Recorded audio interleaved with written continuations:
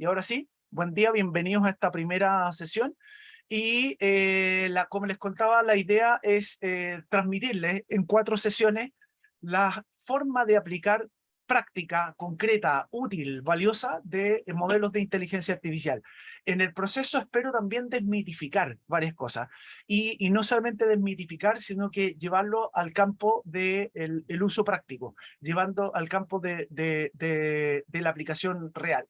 Y por lo mismo, estas primeras sesiones, sobre todo van a ser bastante, sobre todo la de hoy día va a ser bastante más introductoria. Voy a partir con varias cosas que se ven en los medios, en las noticias, que hablan de inteligencia artificial o a veces mal hablan de la inteligencia artificial o tergiversan algunos conceptos, y rápidamente vamos a ir convergiendo a entender cuáles son los modelos de inteligencia artificial, la diferencia entre inteligencia artificial y machine learning y algoritmos y big data y data mining, etcétera. Todo eso también lo vamos a conversar hoy día.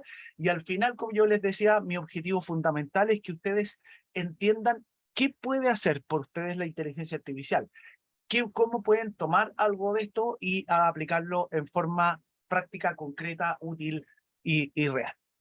Entonces, voy a partir por compartirles un video que me encontré hace un par de días en Twitter. Denme un segundo que lo voy a agrandar.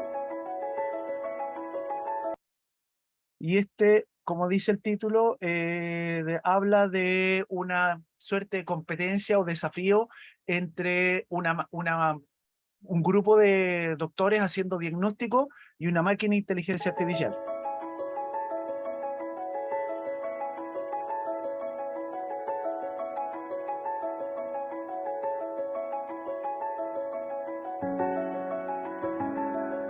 Entonces decía ahí en el segundo anterior que el 87% de los diagnósticos que hizo la máquina de inteligencia artificial sobre radiografía 87% estuvo correcto.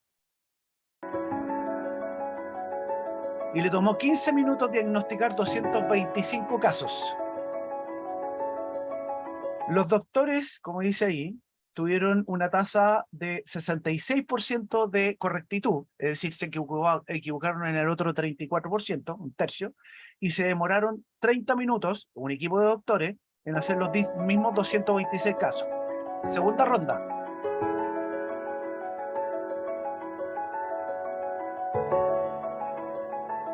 ...83% de exactitud en una ronda en 3 minutos... mejorando obviamente al 73% de los doctores que les tocó 20 minutos. ¿Cómo entrenaron este modelo de inteligencia artificial? Con miles de imágenes de enfermedades o patologías relacionadas con sistemas nerviosos. 它不制造疲劳，它稳定。这个工具给临床换来的作用，可能是过去历史上其他工具所提供不了。所以我也希望通过这场比赛，让更多的临床医生和更多的百姓伸出双臂去拥抱人工智能。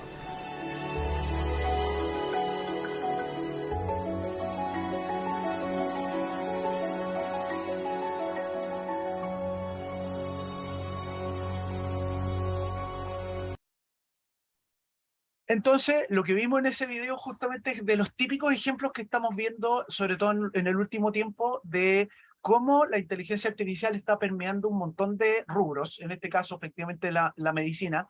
Y yo creo que en el caso de la medicina hay un doble mensaje que yo he visto justamente. Primero, los modelos de inteligencia artificial son capaces de resolver una serie de problemáticas que la mayoría de los especialistas médicos tienen bastantes desafíos, desde tasas de errores relativamente altas, más altas de lo que realmente quisiéramos confesar, y segundo, el tiempo y esfuerzo que requieren. Además de la evidente falta de especialistas, digamos que no siempre hay suficientes especialistas para poder revisar todo lo que una población en general demanda. Aquí hay casos, en Chile, casos tremendos de listas de espera que están esperando simplemente hacer un diagnóstico de una enfermedad como cataratas y cosas de ese estilo. Pero desde un punto de vista práctico, lo que estamos viendo es que hay inteligencia artificial que es capaz de mirar imágenes y es capaz de sobre esas imágenes, entender y diagnosticar cosas. Yo sobre eso les voy a contar un ejemplo que estamos desarrollando en el Resolver, y justamente por ahí está conectado Iván González, que es parte del equipo Resolver, que ha estado trabajando en esto, donde analizamos radiografías dentales y detectamos algunas patologías. Y les voy a mostrar ese ejemplo más adelante. Entonces, con lo que quiero transmitir con este primer ejemplo es que estamos viviendo una época muy mediática, muy bombardeada de lo que hace y lo que efectivamente resuelve la inteligencia artificial, pero por sobre ese tipo de noticias se diluye la real comprensión de lo que puede hacer y lo que no puede hacer un modelo de inteligencia artificial. Y en este ejemplo del diagnóstico médico, uno podría decir, pero vamos a empezar a reemplazar a los doctores con estos modelos de inteligencia artificial. De ahora en adelante yo puedo ir a ver a este doctor para ver cualquier problema que tenga, no sé, de temas neurálgicos, como se veía en el ejemplo, y lo va a reemplazar. Y eso no es así. En realidad eso no es tan así. Lo que estamos viendo es la capacidad que tiene un modelo de hacer una pequeña parte de lo que hace un médico, posiblemente con mayor capacidad de escalamiento, con mayor precisión en algunas cosas, pero este modelo de inteligencia artificial, si bien es cierto, es capaz de diagnosticar la patología, no necesariamente es capaz de diagnosticar el tratamiento que viene a continuación, y eso es donde todavía queremos mantener al humano dentro del loop. Y va por ahí, en el fondo, esta conversación que vamos a ir teniendo. Entonces, otras noticias rápidamente, y esto algunos se van a acordar hace algunos años, no muchos años, 4 años atrás, salió esta noticia de que Facebook desactiva inteligencia artificial que creó su propio lenguaje. No sé si se acuerdan ahí, y simplemente para poder interactuar pueden activar la cámara y hacer algún gesto dentro de la cámara, o utilizar la barrita de Zoom que tiene los emojis, pueden poner un mano para arriba o cualquiera de los emojis que pueden hacer para poder interactuar, o incluso compartir algún comentario en el chat que lo tengo abierto aquí y visible. ¿Se acuerdan de esta noticia? ¿Alguien les suena haberla leído? ¿Sí? Más o menos. Bueno, básicamente les voy a contar de qué se trata. Básicamente, Facebook AI, que es una división de Facebook que está liderada por uno de los grandes próceres modernos de la inteligencia artificial, que se llama Yann LeCun, y ellos estaban desarrollando un modelo de negociación, donde efectivamente pusieron a conversar dos agentes conversacionales para ver que efectivamente lograran una negociación, y les dieron la oportunidad de ir reduciendo el lenguaje que utilizaban, partiendo por el inglés, para ver si en esa reducción de lenguaje se iba optimizando la conversación y acelerando el proceso de negociación. Y en algún momento lo que fueron haciendo estos dos robots, estos dos agentes conversacionales, fue eliminar algunas palabras hasta el punto que los seres humanos no podíamos distinguir de qué es lo que estaban hablando. Entonces el investigador que estaba haciendo esto paró esto, publicó sus avances en un blog de Facebook AI, y lo tomó un periodista y dijo, aquí están haciendo experimentos extraños con inteligencia artificial. Y claramente lo sacó de proporción y de alguna manera dijo, hoy habló de Skynet y en el fondo Terminator, y que aquí estamos hablando de robots que crean su propio lenguaje. Y sí, lo que están haciendo es tomando un subset de las palabras que utiliza el inglés para ver si con eso eran capaces de entender. Y eso es mucho de lo que hacemos en la vida real, en el mundo del procesamiento del lenguaje natural, la inteligencia artificial, que lo vamos a ver con mucho más detalle en la cuarta sesión, el próximo viernes, el viernes de la próxima semana. Vamos a hablar de cómo procesar el lenguaje natural y van a ver cómo se reduce un lenguaje muy rico en muchos términos para darnos cuenta de que los términos más distintivos son realmente unos pocos dentro de una frase típica. Entonces, lo que estamos viendo de nuevo es una suerte de bombardeo de entendimiento, o que a veces no entendimiento, de la inteligencia artificial. Otro ejemplo, este salió hace poco tiempo, creo que es de este año. Inteligencia artificial consigue adivinar la raza de una persona con tan solo ver una radiografía, y los científicos no saben cómo. Y aquí hay dos partes como súper interesantes. Efectivamente, que sea posible determinar la raza de una persona con ver una radiografía. ¿Creen ustedes que eso es posible? Yo no, creo que aquí no hay ningún médico, ni radiólogo. Pero uno podría decir, ¿hay algo que aparezca en la radiografía que sea distinto en las personas de distintas razas? Puede ser que sí, puede ser que sí, puede ser que no, puede ser una casualidad. La mayoría de los radiólogos, cuando mira una radiografía, no está buscando aspectos como raza. Claudio Soler, radiólogo, me dice Pablo por ahí. Mira, hay un radiólogo por ahí.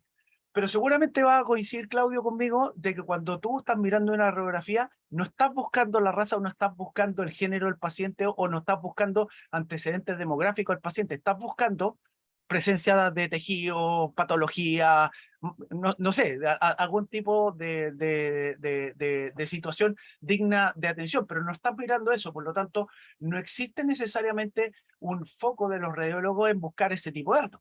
Pero por el contrario, en la medida que tú le alimentas un modelo de red neuronal convolucional, que típicamente se utilizó en esto, y lo vamos a conversar también en este curso, que mira los píxeles, busca patrones y lo asocia con una etiqueta, que en este caso es raza A, raza B, raza C, efectivamente puede que encuentre una correlación, y eso no significa que el modelo de inteligencia artificial, esa red neuronal, va a distinguir los aspectos anatómicos que aparecen en una radiografía que distinguen efectivamente a personas de raza A con la raza B. Y puede que haya además una casualidad de que ciertos patrones de tejido aparecen en las personas de la raza A y otros patrones distintos en la raza B, y sea casual, dependiendo de la muestra. Entonces, aquí es donde es importante distinguir de nuevo las capacidades que tienen los modelos de inteligencia artificial, por este caso de visión computacional, y dónde tiene sentido, dónde eventualmente no tiene sentido. Y lo último, el último ejemplo que les quería mostrar, este también salió hace un par de meses atrás, Pandemia 1, Inteligencia Artificial 0, cuando partió la pandemia hace poco más de 2 años y medio, se esperaba que la inteligencia artificial pudiera hacer un montón por ayudarnos como sociedad a combatir esta pandemia, y de alguna manera no pasó nada. No pasó nada, no hubo ningún tipo de modelo sofisticado, revolucionario, que pudiese predecir con correctitud qué iba a pasar con el comportamiento de la pandemia. Y la razón es muy simple, es muy simple. ¿Quién me ayuda a especular una razón por la cual no hay un algoritmo que permita luchar o predecir finalmente un comportamiento del COVID-19? Miguel Sanz dice, la serie Bones, la doctora lo hacía así, esto del diagnóstico. ¿Por qué era obvio que no iba a haber ningún modelo? Y ahí Pablo lo dice, Rodrigo Torres dice el azar, Pablo González dice, faltan datos para entrenarlo. El comportamiento de la pandemia tiene comportamiento no a nivel de semanas, no a nivel de días, a nivel de años. Y llevamos 2 años y fracción en pandemia. Y además, hemos vivido una pandemia donde partimos esta pandemia sin vacunas, y a la mitad del camino ya teníamos vacunas. Por lo tanto, el comportamiento del 2020 de la población a nivel mundial, o de un país, o de una localidad, no es la misma que en el mismo momento, en mayo del 2021 o en mayo del 2022, donde ya incluso tenemos la mayoría de la población aquí en Chile, tenemos cuatro dosis en el cuerpo. Entonces tenemos que entender que estos modelos no son mágicos, y que de repente son capaces de deducir cosas que los seres humanos no somos capaces de deducir. Sí, son capaces de hacer escalamiento y de hacer procesamiento a velocidades y con manejo de órdenes de magnitud de datos que nosotros no tenemos, pero sin tener los datos necesariamente no son capaces de hacer este tipo de cosas. Entonces, estos 3 ejemplos a grandes rasgos, las 3 noticias que yo les estaba mostrando, estas escritas, más evidentemente la del diagnóstico de los doctores, hablan un poco de cómo estamos enfrentando como sociedad el entendimiento, o a veces, como yo decía, el no entendimiento de la inteligencia artificial. Entonces, Marco pregunta, ¿se podría predecir cuándo se erradicaría en caso del 95%? Potencialmente sí, potencialmente uno podría hablar de un modelo de predicción numérica, de regresión lineal o no lineal, que encuentre alguna correlación matemática en cómo se ha ido comportando eventualmente los nuevos contagios en las distintas poblaciones, que de nuevo están influidos por la presencia de las vacunas, por las medidas sanitarias, por un montón de cosas. ¿Podemos predecir hoy día cómo se va a comportar en 2023 este virus? Cuando, por ejemplo, saquemos las medidas sanitarias, no lo sé, yo creo que no. Entonces, de nuevo, los modelos de inteligencia artificial y los modelos de la minería de datos y de la analítica de datos, en general son capaces de responder preguntas bien interesantes a nivel de negocio, pero no son magia. Y lo que nos pasa hoy día a nivel de sociedad, y de nuevo, yo vengo del mundo de la inteligencia artificial desde la década del 90, entonces cuando yo hablaba de inteligencia artificial en los 90 o en los 2000, yo estaba hablando de ciencia ficción.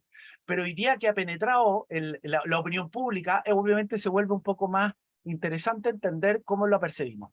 Hay una frase de Arthur C. Clarke que dice, cualquier tecnología suficientemente avanzada es indistinguible de la magia.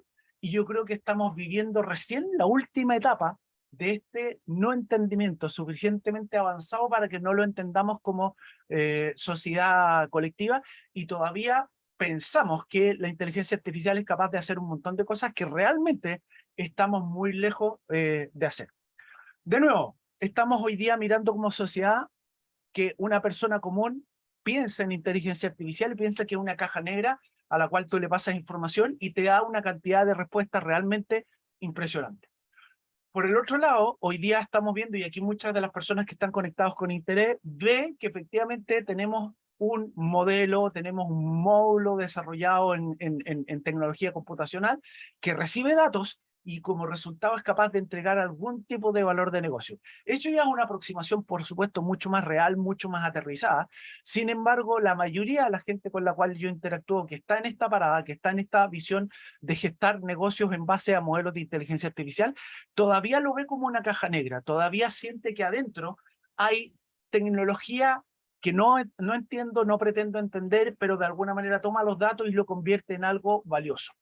Entonces, lo que vamos a hacer obviamente en este taller es entender cómo desarrollar esto que está aquí, y la lógica de desarrollarlo es curiosamente al revés, y como yo siempre la promuevo. Tenemos que partir por cuál es el valor de negocio que quiero resolver, cuál es la pregunta de negocio, y esto es lo que yo me voy a concentrar muy fuerte en esta primera media hora de conversación. ¿Cuál es la pregunta de negocio que quiero responder? Luego, según eso, algo vamos a alcanzar a ver de qué tipo de modelo de inteligencia artificial me va a ayudar a responder esa pregunta de negocio. Y en tercer lugar, veamos cómo vamos a alimentar esos modelos con los datos correspondientes para que efectivamente ese modelo tome datos, aprenda de los datos, entregue alguna regla lógica o alguna forma de entregar una respuesta de negocio y respondamos la pregunta de negocio. En la práctica, cuando tenemos este tipo de situación, tratamos de resolver, entender la pregunta de negocio, resolver con algún tipo de modelo, ver los datos y ver cómo podemos utilizar esos datos en el modelo para responder la pregunta de negocio.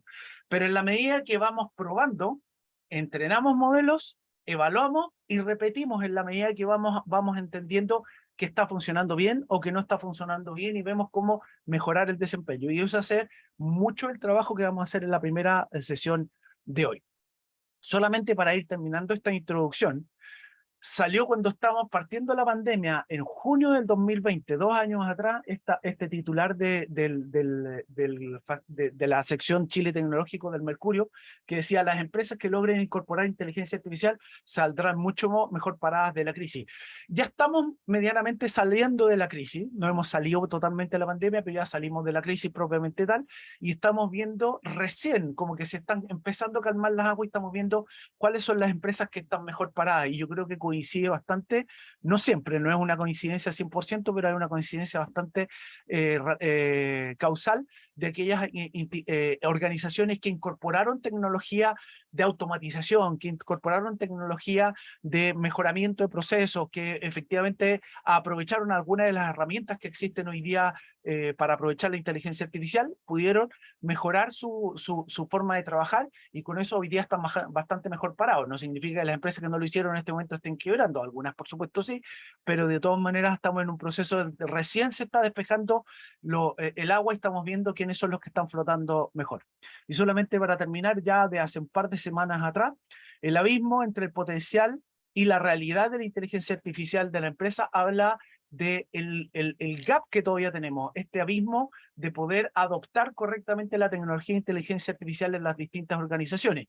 Y varios de los que están aquí, viendo los nombres, nos conocemos hace tiempo, hemos estado trabajando nosotros como Resolver, nos juntamos con Google hace una buena cantidad de años y hemos juntado fuerza para resolver problemas. No queremos entregar inteligencia artificial como una herramienta que tienes un alicate, arregla tú tus cosas, todo lo contrario, queremos entregar soluciones un poco más integradas, resolución y automatización de procesos de inicio a fin, y eso evidentemente ha generado valor en varios de nuestros clientes. Tenemos una clínica que tiene automatizado unos procesos de conciliación de cuentas, una universidad que hace más o menos lo mismo, etcétera. Tenemos varios casos de éxito y esa es la verdadera aplicación. En el fondo es tomar una herramienta que no tienes por qué necesariamente entender todo lo que hace, pero sí lo que puede hacer por ti, sí que lo que resuelve y lo que no resuelve.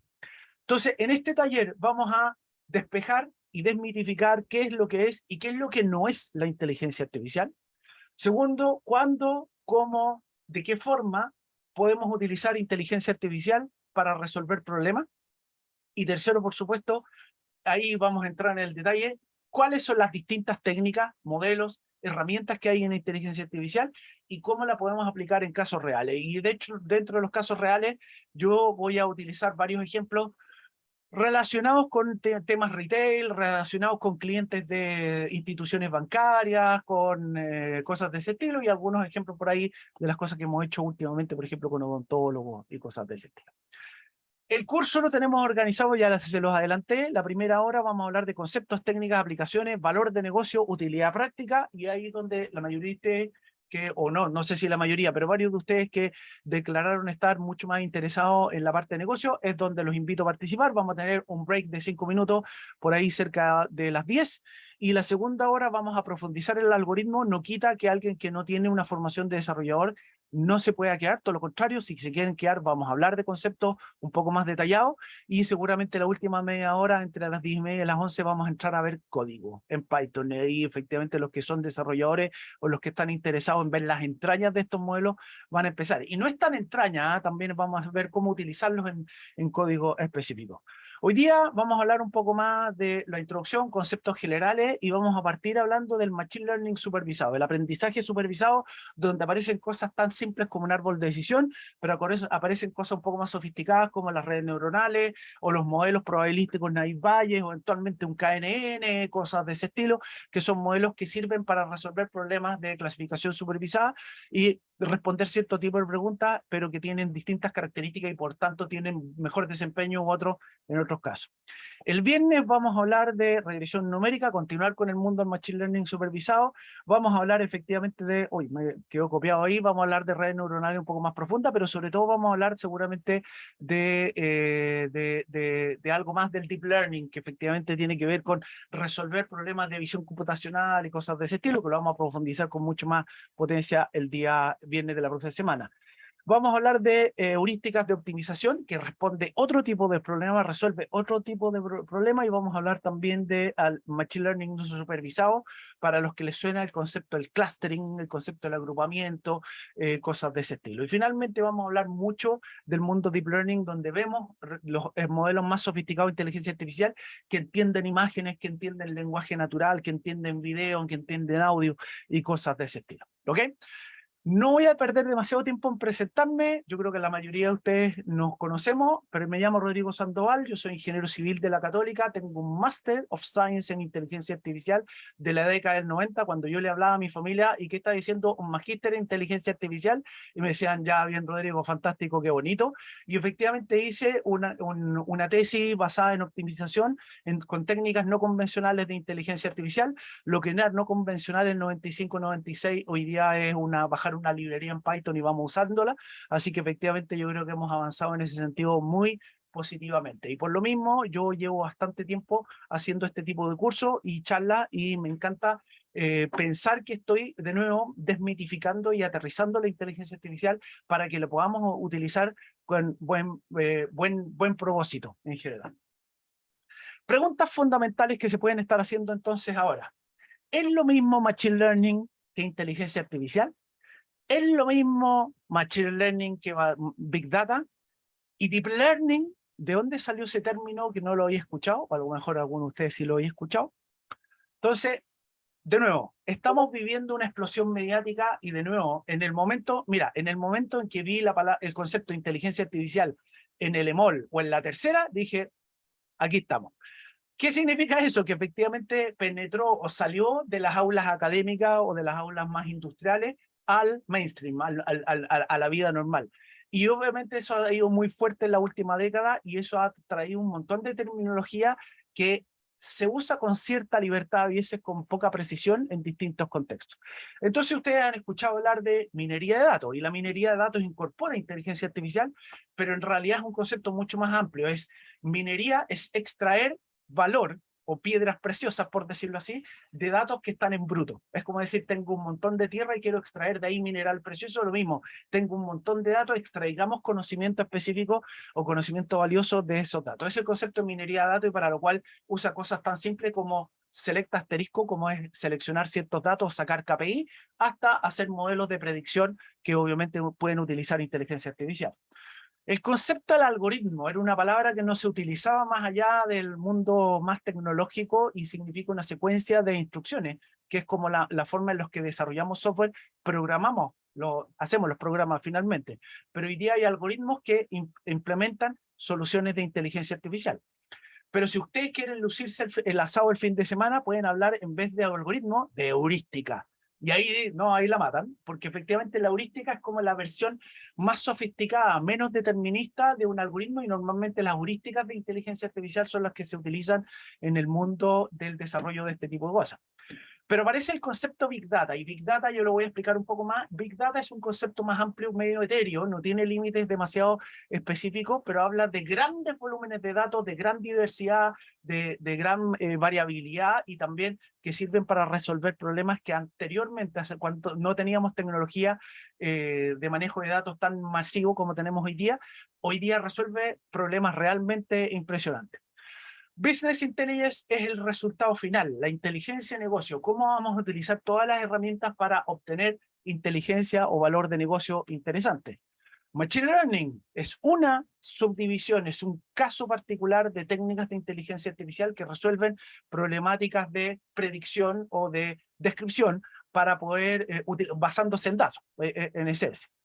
Y aparece el concepto robot, antes los que somos antiguos, Peligro, Will Robinson y cosas de ese estilo, pero evidentemente hoy día el robot empieza a ser cualquier tipo de modelo, cualquier tipo de módulo de software que es capaz de automatizar. En mis tiempos, cuando yo estaba estudiando, se le llamaba workflow automatizado o programa autónomo. Hoy día se le dice robot y está bien, efectivamente hablemos de los robots, que son estos pedazos de software que son capaces de automatizar algo.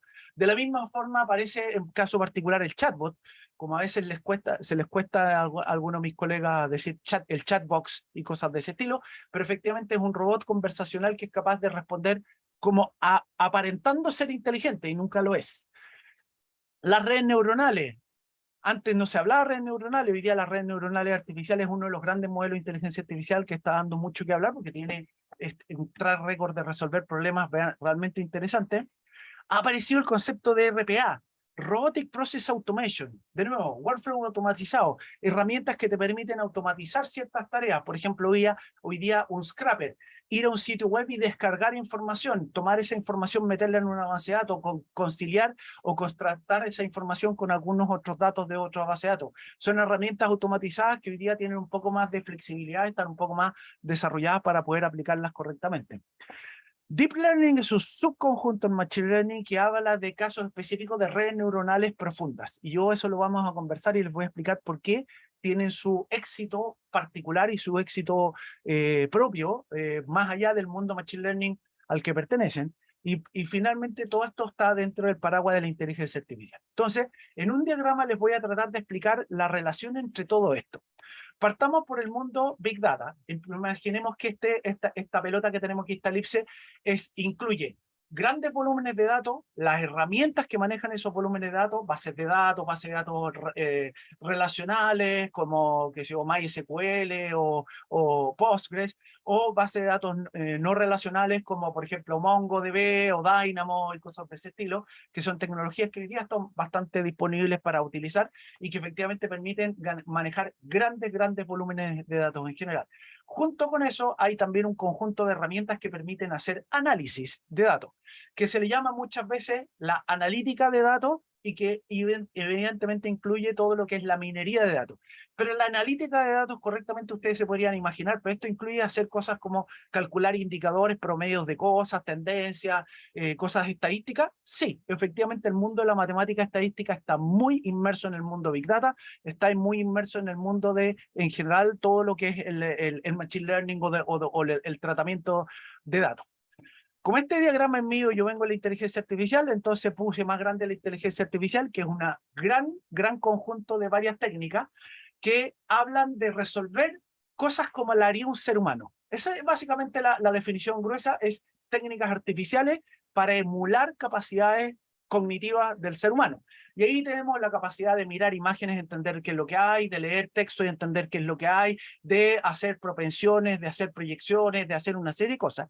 Y dentro del mundo de la inteligencia artificial hay una coincidencia importante con el mundo Big Data y el mundo Data Mining o Analytics, que efectivamente hoy día está representado muy fuerte por las técnicas de Machine Learning, que es lo que nos vamos a concentrar con mucha más fuerza en este curso y con sobre todo esta primera y segunda y hasta la tercera sesión en estricto rigor. Pero junto al Machine Learning están las heurísticas de optimización. Acuérdense, efectivamente, estas técnicas que también pueden trabajar sobre Big Data, pero que son capaces de responder otro tipo de preguntas. Encontremos la combinación ideal de recursos para minimizar el costo, para maximizar el beneficio, cosas de ese estilo. Cuando hablemos de lenguaje natural, vamos a hablar de una técnica que se llama Name Entity Recognition, que es como el hermano chico casi desconocido del mundo Machine Learning, es una pequeña parte de Machine Learning que permite hacer un tratamiento especial sobre el lenguaje natural. Y como varias de las técnicas que vamos a conversar aquí tienen que ver con procesar lenguaje natural, contenido en documentos, comentarios de clientes, mensajería de clientes, de usuarios, etcétera, obviamente ahí el concepto NER va a tener un poco más sentido. Y tenemos el mundo Deep Learning, que efectivamente es este subconjunto donde están las redes neuronales profundas que están muy relacionadas hoy día con los grandes volúmenes de datos e información no estructurada como son las imágenes o el texto. Y efectivamente vamos a ver que hay capacidades bastante sorprendentes, pero bastante fáciles de entender de lo que pueden hacer. Y lo último, perdón, ahí me falta el Deep Learning, y lo último, efectivamente el Reinforcement Learning es una técnica que se utiliza hoy día mucho más en el mundo industrial. Por ejemplo, los vehículos autónomos están entrenados, están desarrollados con técnicas de aprendizaje reforzado, que no vamos a ver como mucho más detalle en este curso, así que, pero de todas maneras sirve un poco para armarse el mapa. Y en términos gruesos, a todo esto se le llama la ciencia de datos. A esto y varias otras cosas más, porque aquí ni siquiera explicité la parte estadística ni cosas de ese estilo, pero a todo esto se le habla en general de la ciencia de datos un poco más, un poco menos. Entonces, nosotros estamos viendo una etapa donde hay un desarrollo de sistemas analíticos para la toma de decisiones, y eso, desde la perspectiva de negocio, eso es lo que yo quiero reforzar. Queremos tener modelos que son capaces de tomar decisiones que ayuden al negocio en nombre de un humano o que asistan a un humano en tomar decisiones de mayor alto nivel. En la historia de las últimas décadas se ha desarrollado lo que se llaman los sistemas expertos, donde alguien entendía las reglas lógicas y venía alguien que sabía programar y las implementaba. Luego aparecieron los sistemas basados en estadística, miremos datos estadísticos y sobre eso tomemos decisiones. Apareció el mundo del aprendizaje automático, del machine learning, donde los datos arman modelos que permiten deducir sus propias reglas. Ya no tiene que venir un ser humano a programar estas reglas, un modelo mira los datos y es capaz de deducir sus propias reglas. Y el desarrollo avanzado de inteligencia artificial es cuando ya estamos haciendo cosas avanzadas con imágenes, con texto, con entendimiento, comprensión de cosas, etcétera, de ese tipo. Los desarrolladores de aplicación, desarrollo de software, típicamente han estado trabajando todo este tiempo hasta aquí. El mundo data science, donde agregamos esta capacidad de entender el machine learning, es donde nos estamos moviendo sobre todo en este curso. Y aquellos de nosotros que tenemos una formación en computer science, en ciencia de la computación, estamos de vez en cuando haciendo, y digo de vez en cuando porque sería ideal que fuese nuestro trabajo principal, pero normalmente nos toca hacer algunos proyectos donde en una parte del proyecto tenemos que desarrollar algún modelo con alguna sofisticación no tan conocida, y ahí viene el aspecto de innovación e inteligencia artificial. Si hacemos un doble clic en este mundo de los sistemas expertos basado en el aprendizaje automático, nos encontramos con el mundo de la predicción, el mundo de la descripción, el mundo del análisis semisupervisado y el mundo de la optimización, y a grandes rasgos eso es lo que vamos a cubrir en este curso. Vamos a partir hoy día hablando del aprendizaje supervisado de clasificación, y seguramente en la próxima sesión vamos a hablar de regresión numérica, y vamos a hablar de distintos modelos, entre ellos típicos árboles de decisión, random, forest, KNN, etcétera, que se permiten resolver problemas de predicción categórica. Y así de la misma forma hay asociación. Los sistemas recomendadores, por ejemplo, cuando viene Amazon o cualquier retail y te recomienda un producto, es porque está utilizando o reglas de asociación o filtros colaborativos. Pero también vamos a ver cómo te meten dentro un grupo de clientes que son similares a ti, y eso es básicamente agrupamiento o clustering.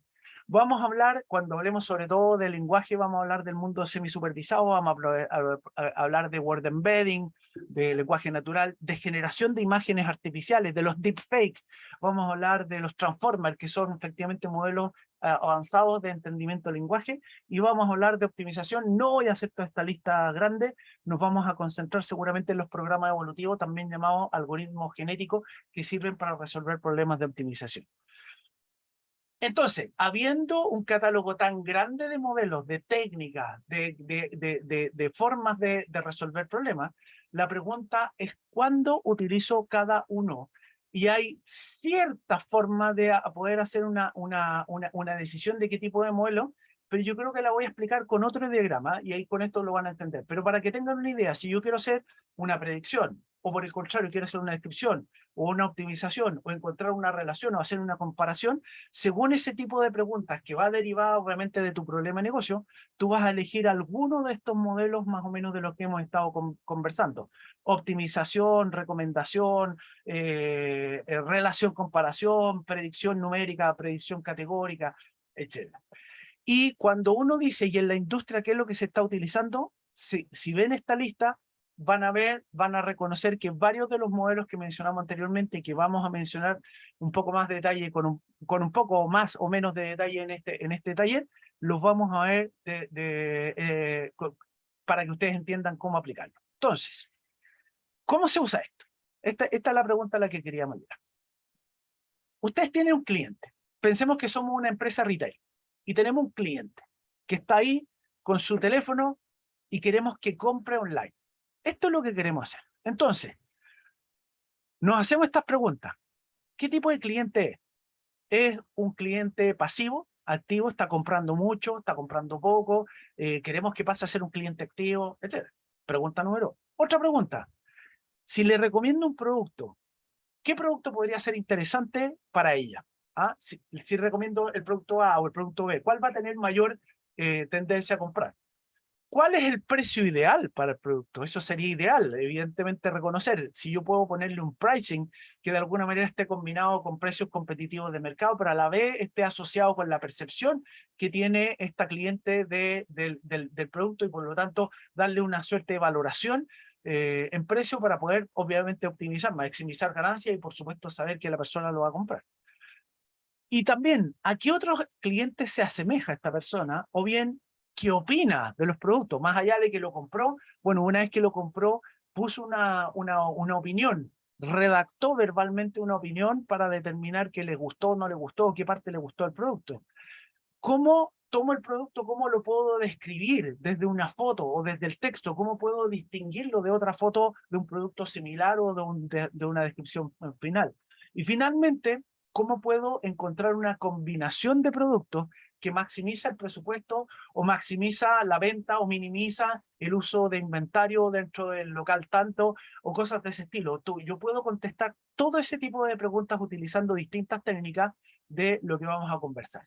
A grandes rasgos, podríamos decir que efectivamente la primera pregunta se responde con una clasificación supervisada, lo otro con una recomendación, esto con una regresión numérica, esto con una optimización, esto con un análisis no supervisado, la opinión de productos en texto con procesamiento de lenguaje natural o entendimiento del lenguaje natural por sus respectivas siglas en inglés, y el análisis de una foto de un producto después a través de visión computacional.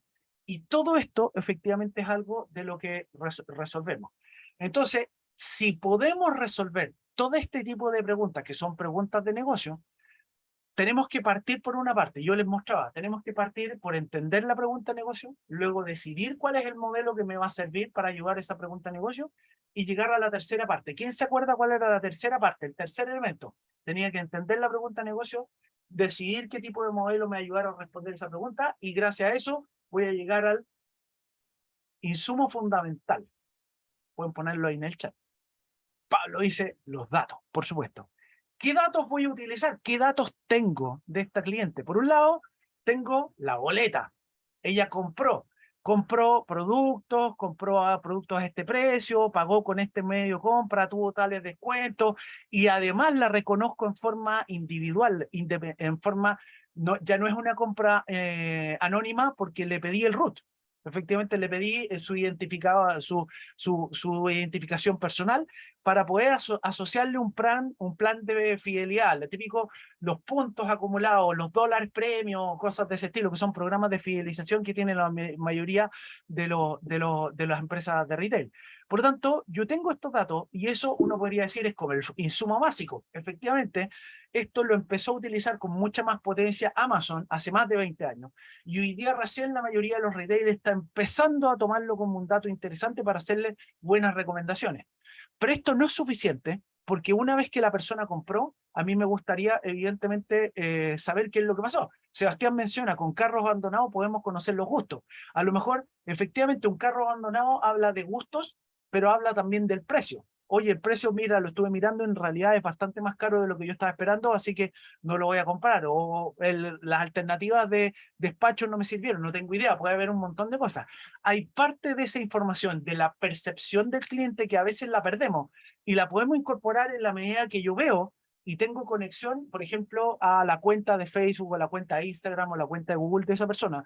Cuando te dicen, inicia o inscríbete aquí con tu cuenta Facebook o con tu cuenta de Twitter o con tu cuenta de Google, efectivamente eso te abre la puerta de que yo, como e-commerce, pueda acceder a tus comentarios en aquella red social y eventualmente rescatar tus opiniones, saber de esas opiniones, si te gusta o no te gusta el producto, asociarlo a los pantalones que te compraste que estaban por ahí y de alguna manera entender y enriquecer tu preferencia de compra junto con tu opinión.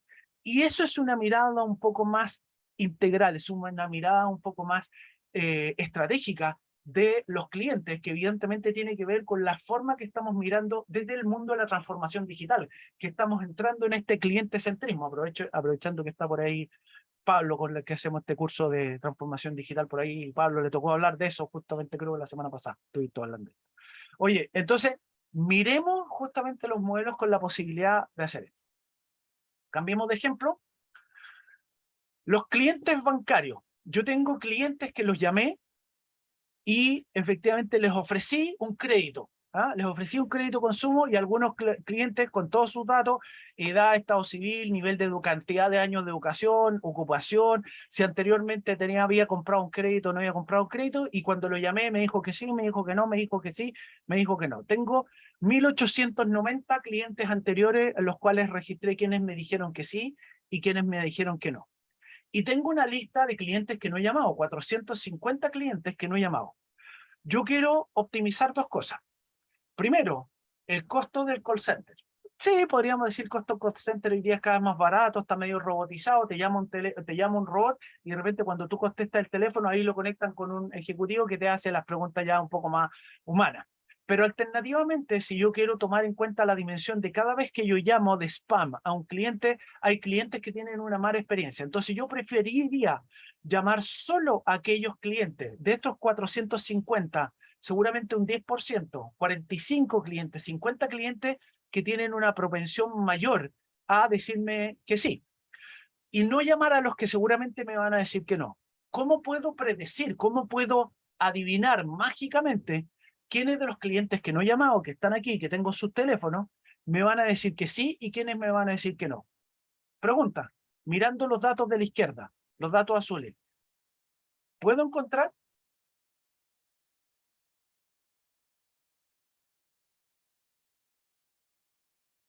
Sí. Si hay ciertos patrones en los datos demográficos de los clientes que me dijeron que sí y los datos demográficos de los clientes que dijeron que no, yo puedo hacer esa misma asociación, yo puedo hacer esa misma correlación con los datos de las personas que tengo aquí y sobre eso tomar una decisión. Este seguramente me va a decir que sí, este seguramente me va a decir que no. Entonces, eso se trata de armar un modelo de predicción. Tomo la lista de datos azules, efectivamente, que son los datos históricos.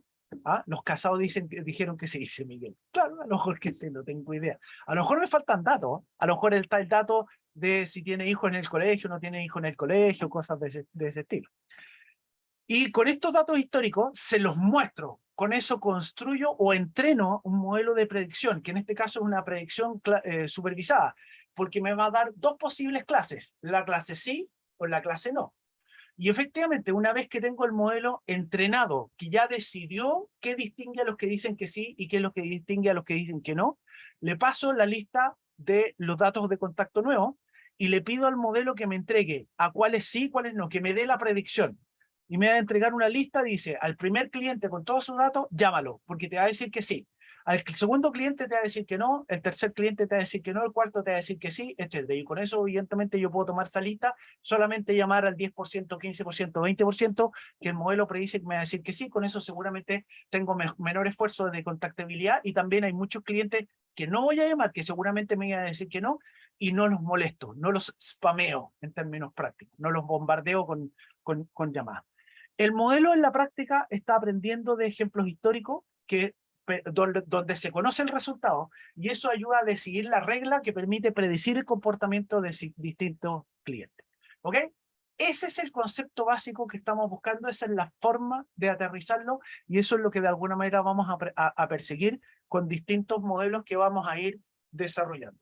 Y vamos a partir hablando del aprendizaje supervisado, que es lo que acabamos de ver en los dos ejemplos. Modelos que se entrenan, aprenden de los ejemplos históricos en los que yo sé la respuesta. Y ahí es donde viene el concepto del aprendizaje supervisado. Para entenderlo mejor, voy a partir con esta frase. Seguramente varios de ustedes vivieron esto y su mamá les dijo, si tus compañeros saltan al precipicio, ¿tú también saltas? Y uno como entiende el tono medio sarcástico, casi de culpabilidad de la mamá, dice, por supuesto que no, mamá. Pero ¿cuál es la respuesta de un hijo que aprende de Machine Learning? Si yo veo ejemplos de gente que salta al precipicio, por supuesto que yo salto también. Entonces, en Machine Learning supervisado, como me gusta decir a mí, los datos cuentan la verdadera historia que hay detrás de esos datos, cuentan la verdadera historia que hay detrás del fenómeno representado por esos datos, liberándonos a nosotros los humanos de deducirlo por nuestra cuenta con los posibles riesgos de tener sesgo, de mirar esos datos y que podamos decir, por ejemplo, en la regla que decía Miguel en el chat hace un rato, decía, los casados van a decir que sí al crédito. Y a lo mejor uno dice, sí, sí, me hace sentido, yo creo que tiene razón, o los casados que tienen entre un rango de edad. Eso van a decir que sí el crédito. Pero eso puede ser un sesgo basado en mi experiencia personal y en la gente que yo conozca. Dejemos que los datos de las 1.200 personas, de las 20.000 personas, de los 150.000 clientes anteriores, cuenten la verdad que hay detrás de los datos. Entonces, eso es lo que estamos armando. Modelos que toman esa información y de distintas formas arman sus reglas lógicas. Por eso yo les contaba que efectivamente hay distintos modelos de clasificación supervisada que efectivamente arman esto.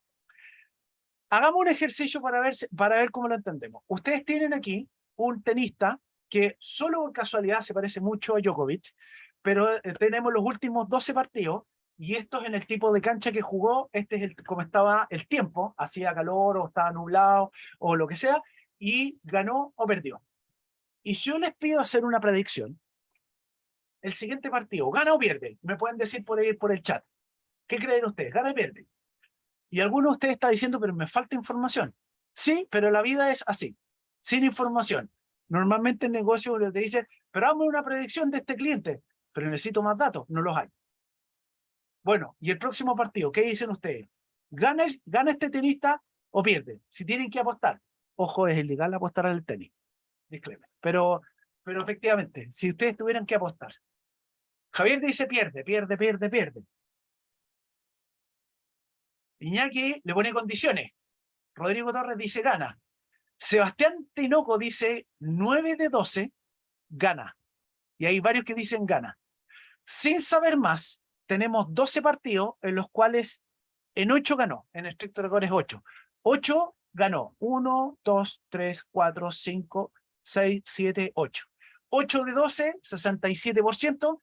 Yo me la juego porque gana. Efectivamente, ellos hacen un simple análisis estadístico.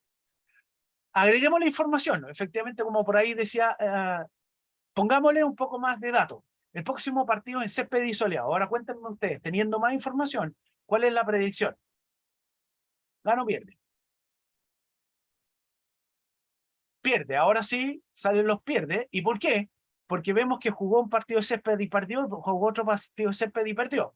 A lo mejor es alérgico al pasto, no tengo idea. En el fondo tiene alguna condición que lo hace que le vaya mal. Pero por el contrario, si el partido 14, arcilla soleado, y empiezo a mirar los datos, Sebastián dice, pierden césped, pero en arcilla y soleado, están calculando, y la mayoría de ustedes dice gana, porque vemos que arcilla soleado ganó, arcilla soleado ganó, arcilla nublado ganó, arcilla y soleado perdió, y al menos en arcilla soleado 2 de 3 gana, sigue ganando. Y el último partido sintético nublado, efectivamente vamos a hacer el análisis y vamos a ver. Internamente, lo que ustedes hicieron fue hacer machine learning, dedujeron sus reglas y efectivamente hicieron un análisis más o menos como este, donde efectivamente las condiciones ganó 2 partidos, perdió 1, ganó 2 partidos, no perdió ninguno, y así sucesivamente, y con eso pueden contestar las 3 preguntas un poco más en profundidad. Pero, correctamente ustedes me podrían decir, los 2 atributos del tipo de superficie, sintético, arcilla, césped, o tiempo nublado o tiempo soleado, son los únicos atributos relevantes. ¿Qué otro atributo les gustaría conocer para poder predecir mejor el resultado del partido? Me encantaría saber la temperatura ambiental, pero la temperatura ambiental podría afectarle a los dos, salvo uno venga de Chile, donde vivimos, por ejemplo, estamos viviendo estos días con 20 y tantos grados y encontramos que hace un calor increíble. ¿Ah? El rival, ¿cuál es el ranking del rival? El rival con el que voy a jugar es bueno o es malo. Estado físico de preparación. Jugué un partido hoy día a las 10 de la mañana y ahora efectivamente a las 2 de la tarde voy a jugar otro, o el partido anterior lo jugué hace 2 días. Me alimenté bien, dormí bien, vengo con lesiones o no vengo con lesiones. Cantidad de público, dice Brandon, y si el público es local, está a favor mío o está a favor de mi contrincante. Hay un montón de datos adicionales, y adicionalmente, con 12 partidos puede ser que tengamos una muestra demasiado chica. Si tuviéramos en la práctica varios atributos más, varias columnas más, y en vez de 12 partidos tuviéramos un montón de partidos de referencia, por supuesto, es muy probable que podríamos hacer mejores predicciones, pues los modelos podrían aprender con mucha más precisión y más realidad, y eso nos permitiría resolver problemas de negocio con mucha mayor confianza. Cambiemos la pregunta. Ahora tenemos los mismos partidos, arcilla, soleado, pero ahora tenemos el nivel de duración. Ya nos da lo mismo quién ganó o quién perdió, tenemos el nivel, la duración del partido. Y de nuevo, podríamos preguntar, el partido 13, arcilla, soleado, ¿cuánto dura el partido? Y ustedes rápidamente podrían empezar a mirar los arcillas soleados, cuánto promedio duran, y efectivamente sacar el promedio y decir, mira, del orden de los 117 minutos.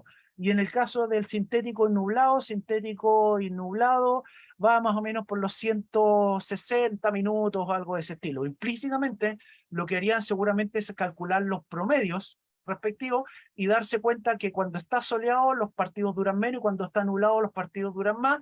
A lo mejor encuentran una causalidad.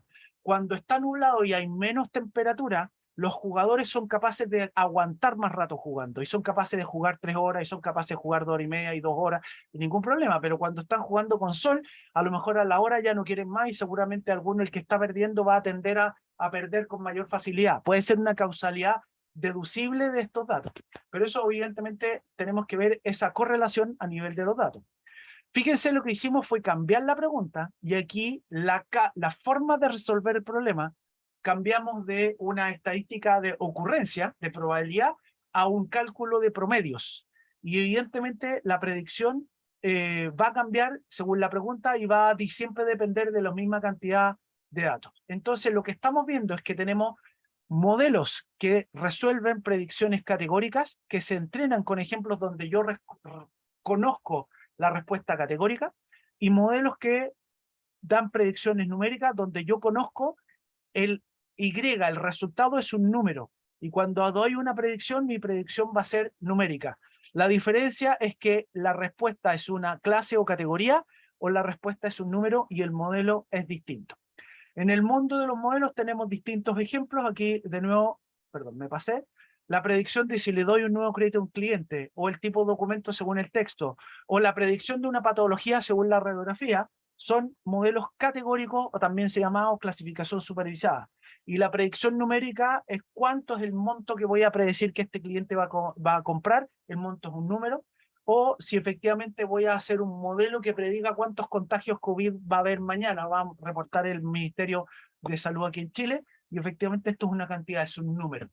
El mundo de los modelos se mueve a grandes rasgos en estos dos grupos y de nuevo tenemos las regresiones y tenemos los modelos de clasificación y pensando que nos estamos acercando a las 10, vamos a entrar en detalle en estos modelos a la vuelta del break. Solamente quería contarles una cosa más. En cualquiera de los dos casos, predicción categórica o predicción numérica, necesitamos ejemplos. Y esos ejemplos vienen con el resultado, con la etiqueta Y.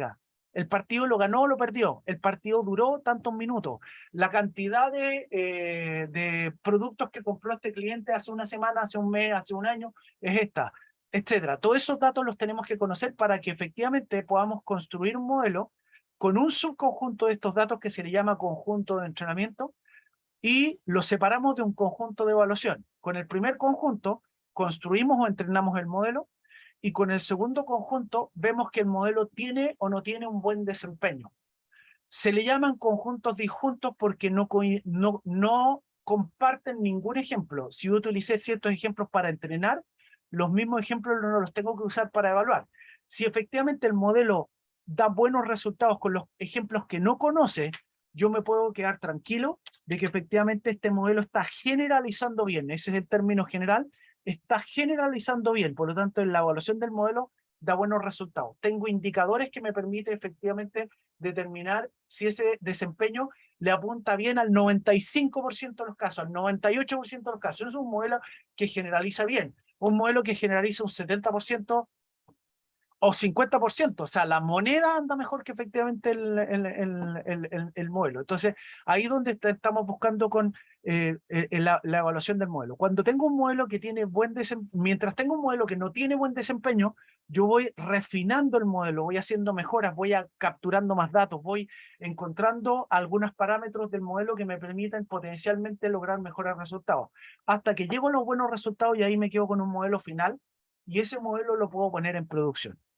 El punto es que en el mundo del entrenamiento, en el mundo del desarrollo de modelos, hay un costo computacional muy grande en entrenar. Muchas veces los modelos se demoran horas o varios minutos, al menos en entrenar. No los ejemplos que vamos con los que vamos a jugar aquí, que se demoran segundos, pero en el mundo real normalmente estamos hablando de minutos u horas o a veces días.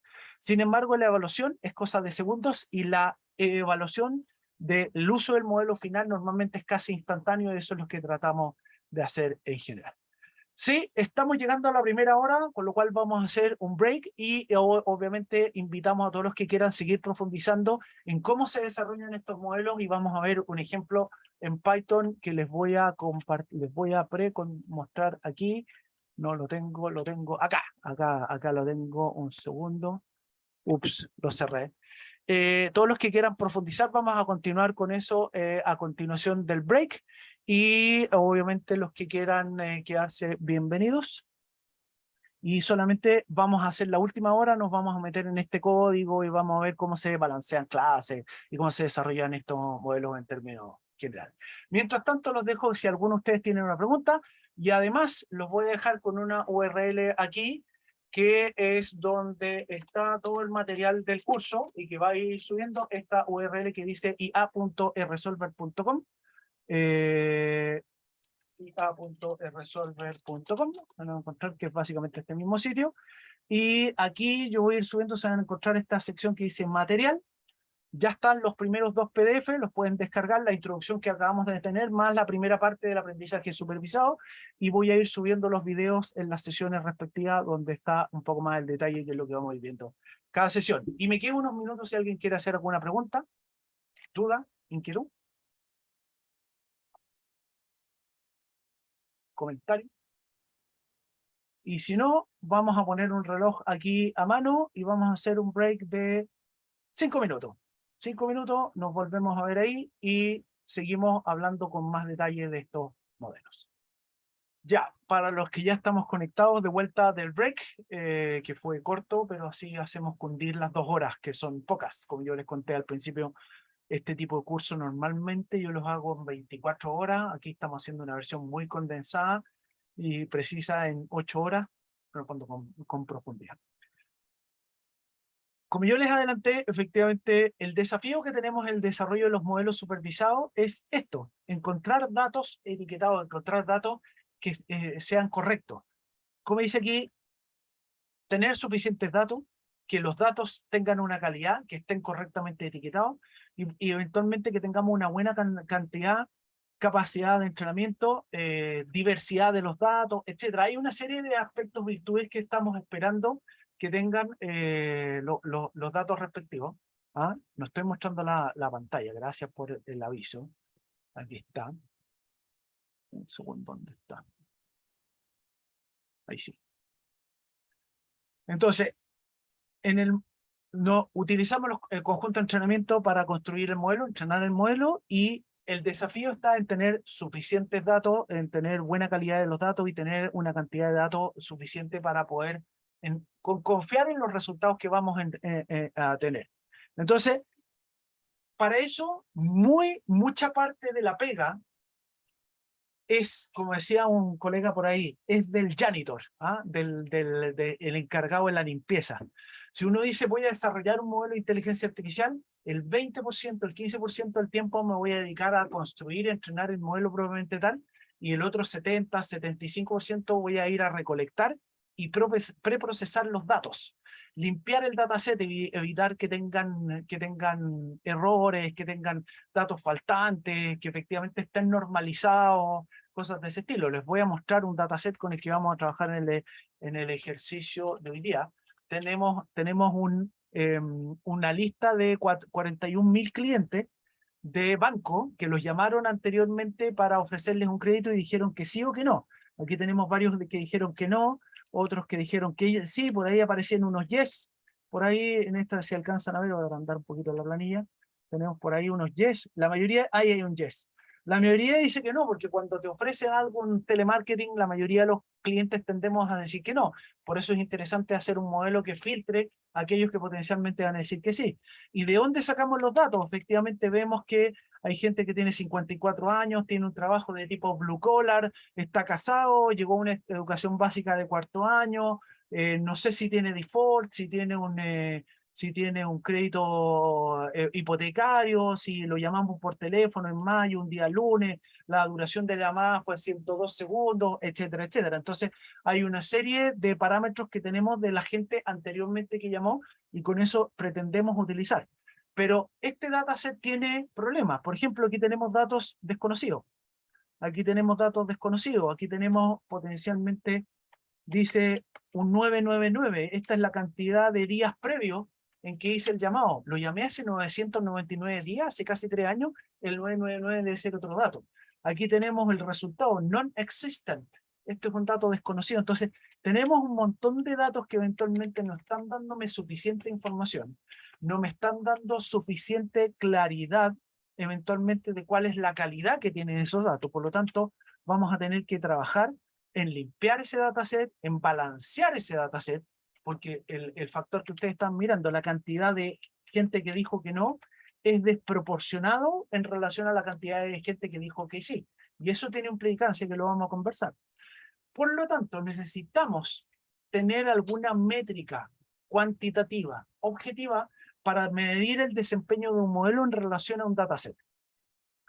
En las métricas de desempeño, a varios de ustedes yo creo que aquí conocen correctamente algunas cosas como el accuracy. ¿Ah? El accuracy es una forma de decir la exactitud. Un modelo tiene un 47% de accuracy, es decir, le apunta al 47% de los casos, es malo. Una accuracy del 98%, por supuesto que es muy bueno, o es algo de lo que estamos aspirando. En el mundo de la regresión numérica estamos hablando de la suma de errores, el error cuadrático medio, cosas de ese estilo, que lo vamos a ver con un poco más detalle la próxima sesión cuando hablemos de regresión numérica. Pero normalmente tenemos que encontrar una forma de calcular cómo le está yendo a este modelo y poder comparar. Este modelo tuvo un 91% y este otro modelo tuvo un 80 y tanto por ciento. Me voy a adelantar al ejercicio con el que vamos a jugar un rato más y les voy a mostrar que aquí corrí los modelos y si los alcanzan a ver, tengo una accuracy del 91,12%, del 91,3% y otro del 82,6%. Entonces, claramente aquí hay uno que va más ganando. El de 91,3% es el modelo que da la impresión de que está comportándose mejor de los tres que tenemos aquí que estamos comparando. Pero no basta necesariamente ese indicador de la exactitud del modelo, el accuracy, para ver si efectivamente me sirve. Pero tengo que tener alguna forma de medir el desempeño, la calidad de la respuesta que está entregando, porque con eso puedo tomar decisiones de ir mejorando el dataset, de cambiando el modelo, de quedarme con el modelo A o el modelo B, que me va a dar mejores resultados. En la práctica, típicamente nosotros, por ejemplo aquí en el Resolver, trabajamos con distintos modelos y terminamos haciendo una serie de pasos para llegar al modelo que finalmente nos va a dar este valor de negocio en producción, que va a estar deployado, como se dice en Spanglish, en el fondo está puesto en producción.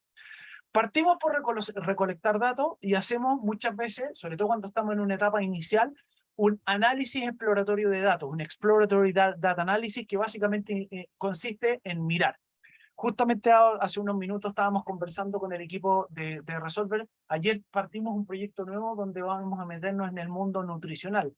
Y justamente una de las primeras tareas que les pedimos al equipo de clientes, en el fondo que tienen los datos, es por favor compártanos la base de datos donde ustedes tienen los datos de las personas, los datos nutricionales de las personas. Queremos ver de qué se trata, qué es lo que hay ahí y saber obviamente si esa base de datos tiene algún nivel de defecto, si dice que hay un paciente de 158 años que está en una dieta tal y no puede tener 158 años, entonces hay errores eventualmente que podemos encontrar. Todo ese trabajo de preproceso de datos es el que uno hace en una etapa más bien inicial y como yo les decía muchas veces toma el 30, el 40, el 50, el 60, hasta el 75, 80% del tiempo dedicado al desarrollo de un modelo, el hacer todo este trabajo previo. Una vez que yo digo, ya tengo un dataset medianamente razonable, yo voy a prepararme para entrenar y voy a configurar el conjunto de entrenamiento, el conjunto de test, disjuntos, como yo se los contaba antes del break. Junto con eso, elijo algunos modelos. Puedo elegir un modelo porque tengo la tincada de que un árbol de decisión, un random forest, una red neuronal va a tener mejor desempeño aquí o no. Si no tengo esa tincada, si no tengo una predisposición, voy a probar varios modelos, los voy a comparar con su accuracy para quedarme con concluir que el modelo A o el C o el D son los mejores en este caso. En algunos casos puedo configurar algunos aspectos del modelo, lo que se llaman los hiperparámetros del modelo, y ahí paso al entrenamiento, y el entrenamiento a través de accuracy y otros indicadores como recall, como F-score, como la curva ROC, etcétera, que son otros indicadores de desempeño, yo puedo determinar que me fue bien, y en ese caso paso a producción, o no me fue tan bien y todavía tengo que volver a cambiar los parámetros del modelo, cambiar el modelo, volver a elegir conjunto de entrenamiento, preprocesar los datos o derechamente recolectar más y nuevos o mejores datos. Y eso es un proceso cíclico. Para aquellos de ustedes que han estado metidos, han escuchado seguramente modelos como KDD, Knowledge Discovery in Databases, o CRISP-DM, Cross Industry Standard for Data Mining. Son procesos que hablan un poco de lo mismo, de un ciclo de refinar desde los datos, de entender el negocio, de entender los datos que están relacionados con ese negocio, ver qué tipo de modelo responde al problema, cómo voy a entrenar esos modelos para finalmente llegar a modelos que me van a responder. Pero si ustedes recuerdan esa lámina donde teníamos a la cliente y le hacíamos un montón de preguntas que yo ponía en la lámina alrededor, estamos hablando de que típicamente queremos resolver problemas de negocio que se responden con múltiples modelos, que se responden con múltiples respuestas. Si yo quiero deducir un producto cuya proyección es de que se va a vender menos unidades porque viene decayendo, por ejemplo, hoy día las estufas, hoy día podríamos decir que las estufas vienen decayendo en la cantidad de unidades que se están vendiendo aquí en Chile, porque está empezando a hacer menos frío, no voy a decir que está empezando a hacer calor, pero está empezando a hacer menos frío en Chile. Entonces uno podría decir, correctamente, yo creo que las estufas van a dejar de vender, pero veamos quiénes de los clientes estarían dispuestos a comprar una estufa en oferta, porque a lo mejor es gente que vive en lugares donde hace más frío, gente que está más cerca de la cordillera aquí en Santiago, gente que vive en el sur de Chile, gente que a lo mejor vive en Santiago pero vive en una casa que es más bien fría, entonces que tiene mucha sombra, entonces a lo mejor efectivamente utiliza estufa incluso hasta octubre. Y podría ser gente que esté dispuesta a comprar una estufa en oferta con 50% de descuento. El detectar que efectivamente se está vendiendo menos de un producto es una proyección obviamente numérica, cantidad de unidades que siento que se van a vender, y la propensión que tiene un cliente a comprar depende obviamente de la recomendación, de los sistemas recomendadores, de la asociación que tiene ese cliente de haber comprado estufas en esta época, en años anteriores, o cosas de ese estilo. Yo puedo combinar modelos para resolver una pregunta de negocio y dar un insight, por ejemplo, al área comercial, a una campaña de marketing a estos clientes, porque eso va a permitir que efectivamente salgas un poco del stock que te quedó sobrante de estufa. La clasificación supervisada, que es el típico ejemplo, es el de estos modelos de clasificación, y de nuevo vamos a hablar un poco más de árboles de decisión, random forest, KNN, Night Bayes, y voy a dejar seguramente para una próxima sesión hablar del resto. Los típicos ejemplos de modelo de clasificación supervisada: el partido gana o pierde el partido de tenis, o el cliente le va a comprar un nuevo crédito sí o no, o tengo un documento, de qué tipo de documento es, o una imagen, es un animal, no es un animal, la radiografía tiene una patología, no tiene una patología, o una transacción es fraudulenta o no es fraudulenta.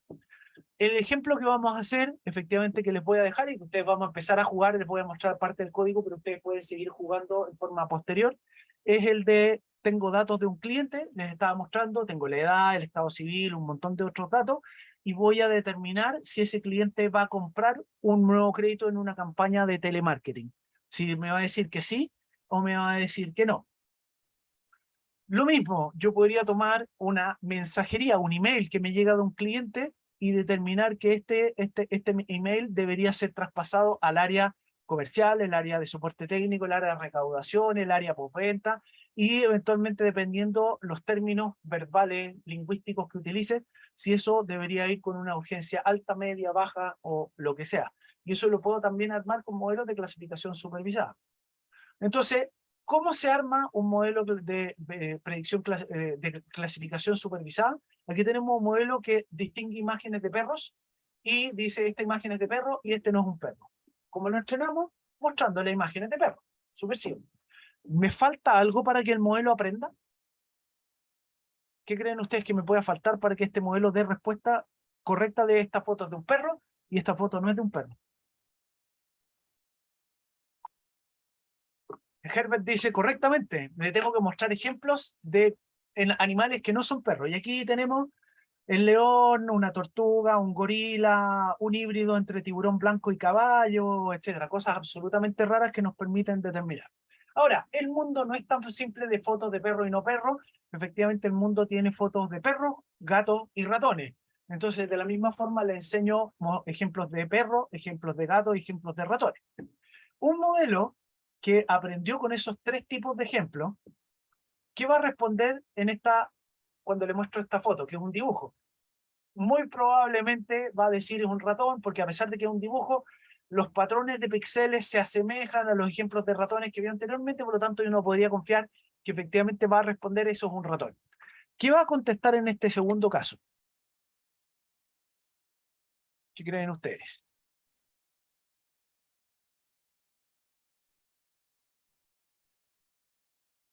Miguel dice nada. Herbert dice gato. Los modelos conocen tres cosas. No va a decir tigre, porque no lo conoce. Tampoco va a decir nada. Aunque tú les muestres una foto mía, va a tratar de decir: Rodrigo se parece a un gato, o a un ratón, o a un perro, porque no reconoce una persona humana. Siempre te va a dar una respuesta, y en este caso, la intuición dice que este tigre se parece más a los gatos, así que va a responder un gato. ¿Y qué va a responder en este tercer caso, en que ve un elefante? Puede que responda perro, puede que responda gato, puede que responda ratón, pero lo que va a buscar no es una forma anatómica de un animal, va a buscar un patrón de píxeles y va a mirar los píxeles integrales, no solamente del animal. El animal es como de un gris oscuro, pero el entorno del animal es de un café claro amarillento, entonces va a ir a mirar los ejemplos de foto y va a ver, aquí tengo un café amarillento de fondo, aquí tengo un animal café oscuro, entonces eventualmente dependiendo la coincidencia de píxeles es qué es lo que va a responder en este caso. No son modelos lo suficientemente inteligentes como para que efectivamente haga una correlación como hacemos los seres humanos, que tenemos mucha más información. Estos modelos solo saben lo que les enseñamos en el entrenamiento. Y esa es la limitación que tienen. Por lo tanto, ejemplos como el siguiente son un desafío gigante. Porque la mayoría de ustedes se da cuenta de que aquí, en esta foto, hay 4 perros, de los cuales seguramente 2 o 3 son chihuahuas. Pero el resto son muffin con chip de chocolate, galleta con chip de chocolate, muffin de arándano, porque conocemos eso. Hemos visto chihuahua, hemos visto perro, hemos visto muffin, hemos visto galleta. Somos capaces de reírnos y darnos cuenta de que son muy similares, pero la probabilidad de que un modelo con poco entrenamiento, con poco ejemplo, sea capaz de hacer la distinción es baja o depende obviamente de los datasets. Entonces, el desarrollo del modelo, como ya vimos, obviamente determina, Sebastián dice, Google nos usa para entrenar su sistema de reconocimiento de imagen. Ustedes conocen los CAPTCHA, marca todas las fotos de aviones, marca las fotos de camiones, marca las fotos donde hay un semáforo, y que efectivamente ustedes correctamente hacen la pega y se fijan en la foto. Equivóquense de vez en cuando, y se van a dar cuenta de que el modelo los deja pasar, el CAPTCHA los deja pasar, porque el modelo, el CAPTCHA sabe que algunas fotos son de trenes, o son de aviones, o son de camiones, pero algunas las está pidiendo para que tú las etiquetes. Y obviamente, si yo me etiqueto mal un avión y digo que es un camión, me va a decir, ya, me va a creer, me va a dejar pasar, me dice, eres humano, check. Pero eventualmente le va a mostrar esa misma foto a 1000 personas, y obviamente si 900 marcan que es un avión y que no es un camión, obviamente le va a creer a esos 900. Entonces, cuando entrenamos tenemos que confiar en que vamos a tener buenos resultados. Típicamente hay un modelo que distingue los rojos de los amarillo claro, y efectivamente tenemos la forma de calcular cómo le fue a ese modelo con los verdaderos positivos, los verdaderos negativos, y los que se equivocó, los falsos positivos y los falsos negativos. Eso se mete en una matriz de confusión que permite calcular el accuracy, haciendo el cálculo de la suma de las diagonales dividido por el total de ejemplo. Por lo tanto, todos los que acertó bien, los que dije que era perro y los dije que no era perro y está correcto, evidentemente me va a dar un 98%, 90%, 85%, lo que sea. Pero no siempre basta con eso. Si tú tienes una patología, un modelo que detecta una patología y dice, este modelo se equivoca en un 5%, le apunta bien al 95%, no podría decir un buen modelo.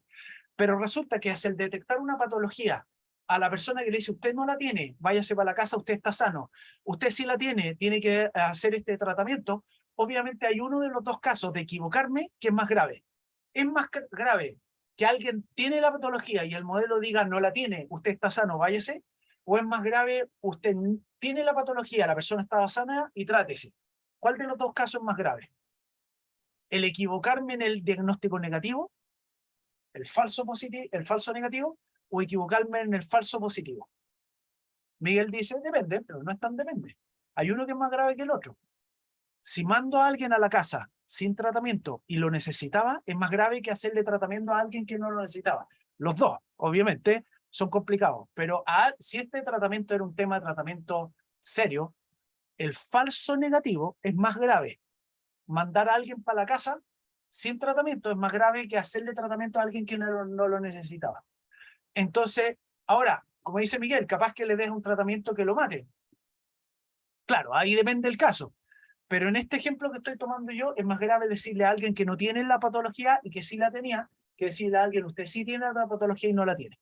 Entonces, evidentemente, lo mismo, encarcelar a un inocente a veces es más grave que liberar a un culpable. De lo mismo, hay a veces que el falso positivo es más grave que el falso negativo. El punto es que no siempre nos da lo mismo.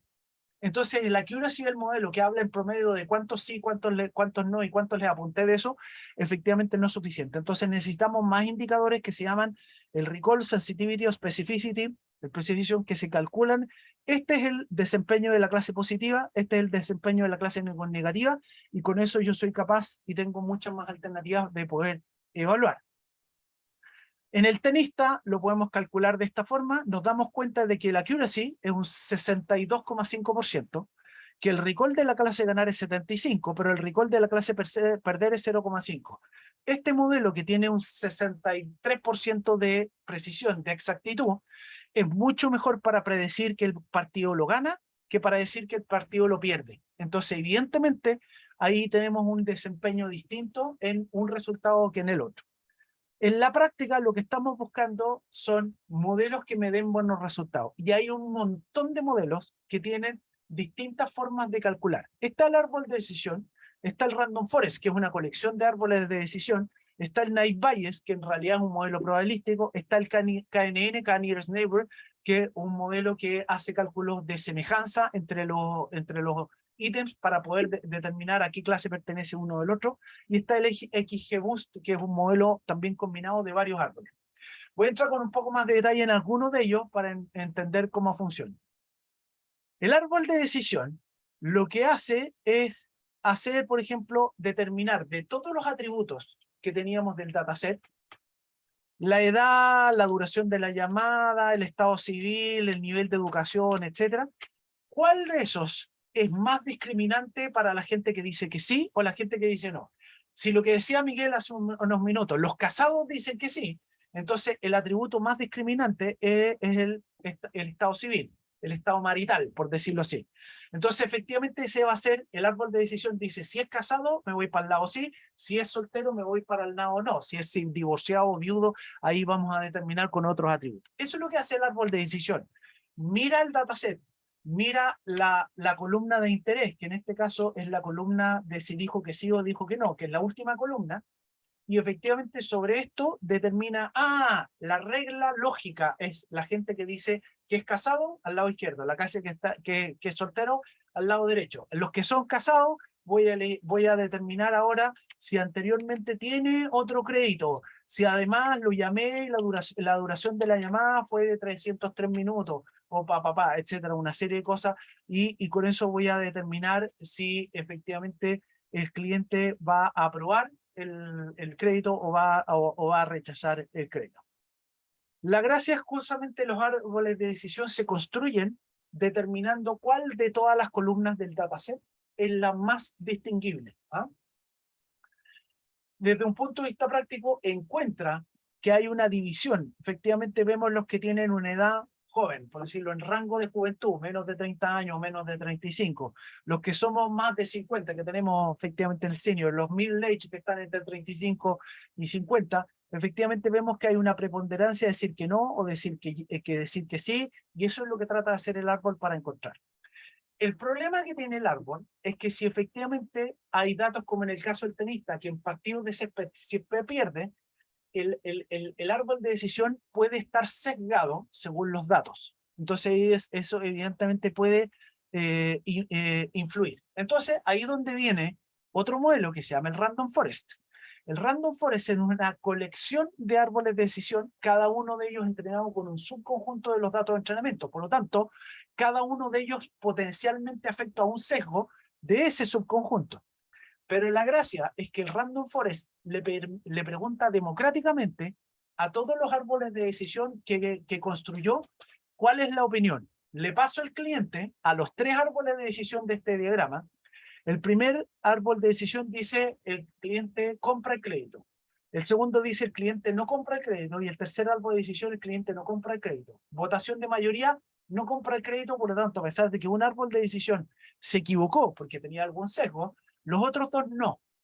O la mayoría de los árboles no se equivocó, y con eso yo puedo tener rápidamente un contexto de resultado de mayoría.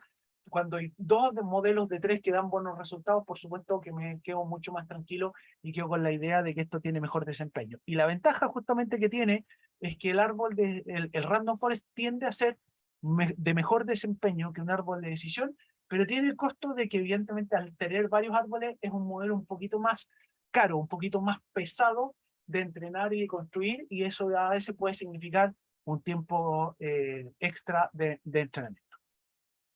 El modelo KNN es distinto porque se enfoca en hacer semejanzas entre los ejemplos de entrenamiento. Y lo voy a mostrar gráficamente. Tenemos un universo de ejemplos que están en este caso en 5 clases distintas. La clase roja, la clase morada, la naranja y la verde. Así de simple. Entonces, cuando yo Esto, y yo lo sé, evidentemente cuando me pasan los datos de entrenamiento me los pasan con a qué clase corresponde, a la clase roja, a la morada, a la verde. Listo. Yo voy a utilizar tres, democracia digital. Acabo de ver tu comentario, está muy bueno el comentario, Alberto. Democracia vegetal. Del caso Random Forest. En KNN, yo cuando voy a clasificar un nuevo punto, este blanco que está aquí, si nosotros lo miramos gráficamente y queremos ver cuál es la clase, el color de los K vecinos más cercanos, en este caso los 3 vecinos más cercanos, nos vamos a encontrar que los 3 vecinos más cercanos son estos de aquí, el color es rojo. Fantástico. En este segundo ejemplo, entonces le asigno el mismo color y mi predicción es que también es rojo, porque está en la vecindad de puro rojo, así estamos bien. En el caso de este de aquí, la vecindad está media compartida, pero mayoritariamente, de nuevo, democráticamente, es morada, así que le voy a asignar el color morado. Y KNN también puede resolver problemas como este, donde mi vecindad está repartida. Entonces yo puedo cambiar o complementar el algoritmo, decidiendo, bueno, ¿cuáles son los siguientes 3 vecinos más cercanos? Y me voy a encontrar que está estos 2 rojos, más 1 naranjo aquí, por lo tanto ahora ganan 3 rojos contra 2 naranjos y contra 1 morado, le asigno el rojo, o digo en realidad la clase mayoritaria de todo el dataset es rojo y aquí está incluida como una alternativa, así que finalmente de una u otra manera, con algún criterio u otro criterio, me voy a quedar con que este es rojo. Así funciona KNN, es relativamente simple. El desafío que tiene KNN es encontrar cómo calcular esta distancia o el cálculo cuantitativo de la semejanza. ¿Cómo lo hacemos?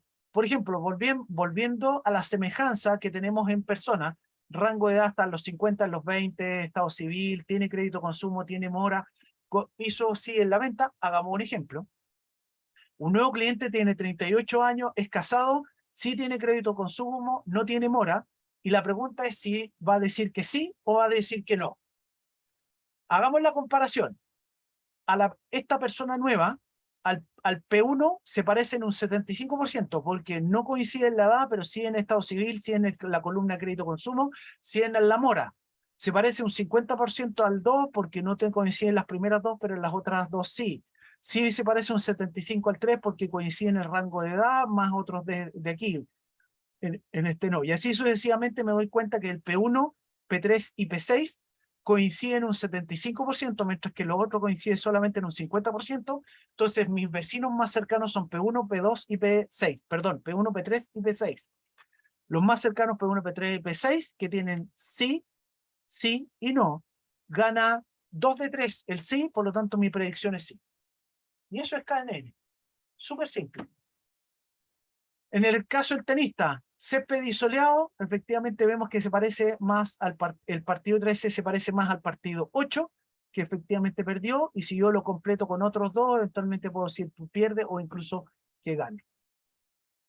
Tiene muy buen desempeño con pocos ejemplos de entrenamiento, pero a la medida que tienen más ejemplos de entrenamiento, se vuelve un poquito más pesado y no necesariamente mejora mucho más su accuracy.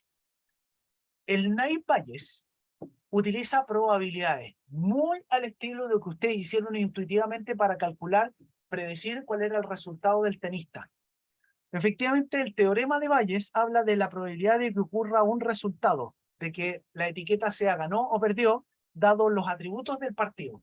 Partido en superficie arcilla, tiempo soleado, está dado por la combinación de que efectivamente se dé partidos que gana en arcilla y soleado, por la probabilidad que esté en arcilla y soleado, por la probabilidad de ganar y así sucesivamente. Es un teorema probabilístico relativamente simple. Y básicamente lo que me voy a saltar este detalle. El Naive Bayes, que es el verdadero modelo que más utilizamos en el mundo del Machine Learning, es un modelo que habla de la independencia condicional. Y les voy a mostrar con este ejemplo para entenderlo. En el tenista, el partido césped y soleado se calcula la probabilidad de si gana con césped y soleado o pierde con césped y soleado. Está dado por la probabilidad de que gane con césped, por la probabilidad de que gane por soleado, por la probabilidad de ganar en total, dividido por la probabilidad que se dé césped y soleado. En este caso sabemos que la probabilidad de césped y que gane en césped es 0, porque aquí perdió, y aquí perdió, por lo tanto esto es 0, que va a dar 0. Súper simple. Pero en el partido arcilla y soleado, la probabilidad de arcilla que gane en arcilla y que gane en soleado, por la probabilidad de ganar, es la siguiente. que gane en arcilla es 4 de 5 arcillas. Ganó en arcilla, ganó en arcilla, ganó en arcilla, ganó en arcilla, perdió en arcilla. 4 de 5 gana en arcilla. 3 de 6 gana en soleado. Ganó en soleado, ganó 2 soleado, perdió en soleado, perdió en soleado, perdió en soleado, y ganó en soleado. 3 de 6 me perdí en alguno, está bien. 3 de 6 ganó en soleado. La probabilidad de que gane es 8 de 12 y la probabilidad de que se dé arcilla de soleado, 1, 2 y 3. 3 de 12. Y ahí tenemos el cálculo 0,8, que es más cercano al 1, por lo tanto, yo hago una predicción de 1. Eso es Nice Bayes. Es una probabilidad. Si es más cercana a 1 que a 0, evidentemente es 1, gana. En este caso es positivo o negativo. Yo creo que eso. Sí, y XGBoost no se los voy a contar seguramente la próxima sesión. Oye, los veo súper callados, súper cámara apagada. Cuéntenme, mándenme una manito así, si va todo bien, todo entendiendo. Muchas gracias, Miguel. Todo entendiendo. Perfecto, muchas gracias. Vamos a ir al ejercicio y les voy a compartir el código. Entonces, ustedes van a abrir un cuaderno en Google Colab. Y el link es el siguiente, cualquier usuario, el link es el siguiente, se lo voy a compartir por aquí por el chat. Y esto significa que ustedes van a hacer clic, van a abrir este cuaderno, que parte así. Lo voy a abrir al principio que lo vean bien. Y se los voy a explicar. Y para que puedan utilizarlo, una vez que lo abran, les voy a decir que guarden una copia en su Drive. ¿Ya? Hagan clic, guardar una copia en Drive, y efectivamente eso les va a sacar una copia en la cual ustedes pueden trabajar, porque esta copia, que es solo de lectura, la puedo ejecutar solamente yo, ¿ya? Y van a ver que yo ya ejecuté varias cosas, ustedes pueden volver, una vez que ya lo abrieron, hagan clic en ejecutar todo, control F9 para poder tener. Y mientras tienen ejecutando el ejercicio, que se demora nada, un par de segundos, les voy a contar de qué se trata. Este efectivamente es un ejemplo que hemos estado conversando, es la campaña de marketing. Yo tengo 41.118 ejemplos de personas anteriores, perdón, 188 personas que llamé anteriormente de distintas edades, con distintos niveles ocupacionales, estados civiles, educación, etcétera, etcétera. 20 columnas de atributos en general, y la columna número 21 es si me dijo que sí o me dijo que no. Aquí tenemos ejemplos de que dijo que no, ejemplos que dijo que sí, y ya sabemos que mayoritariamente son no, ¿ah? Dentro de estos 41.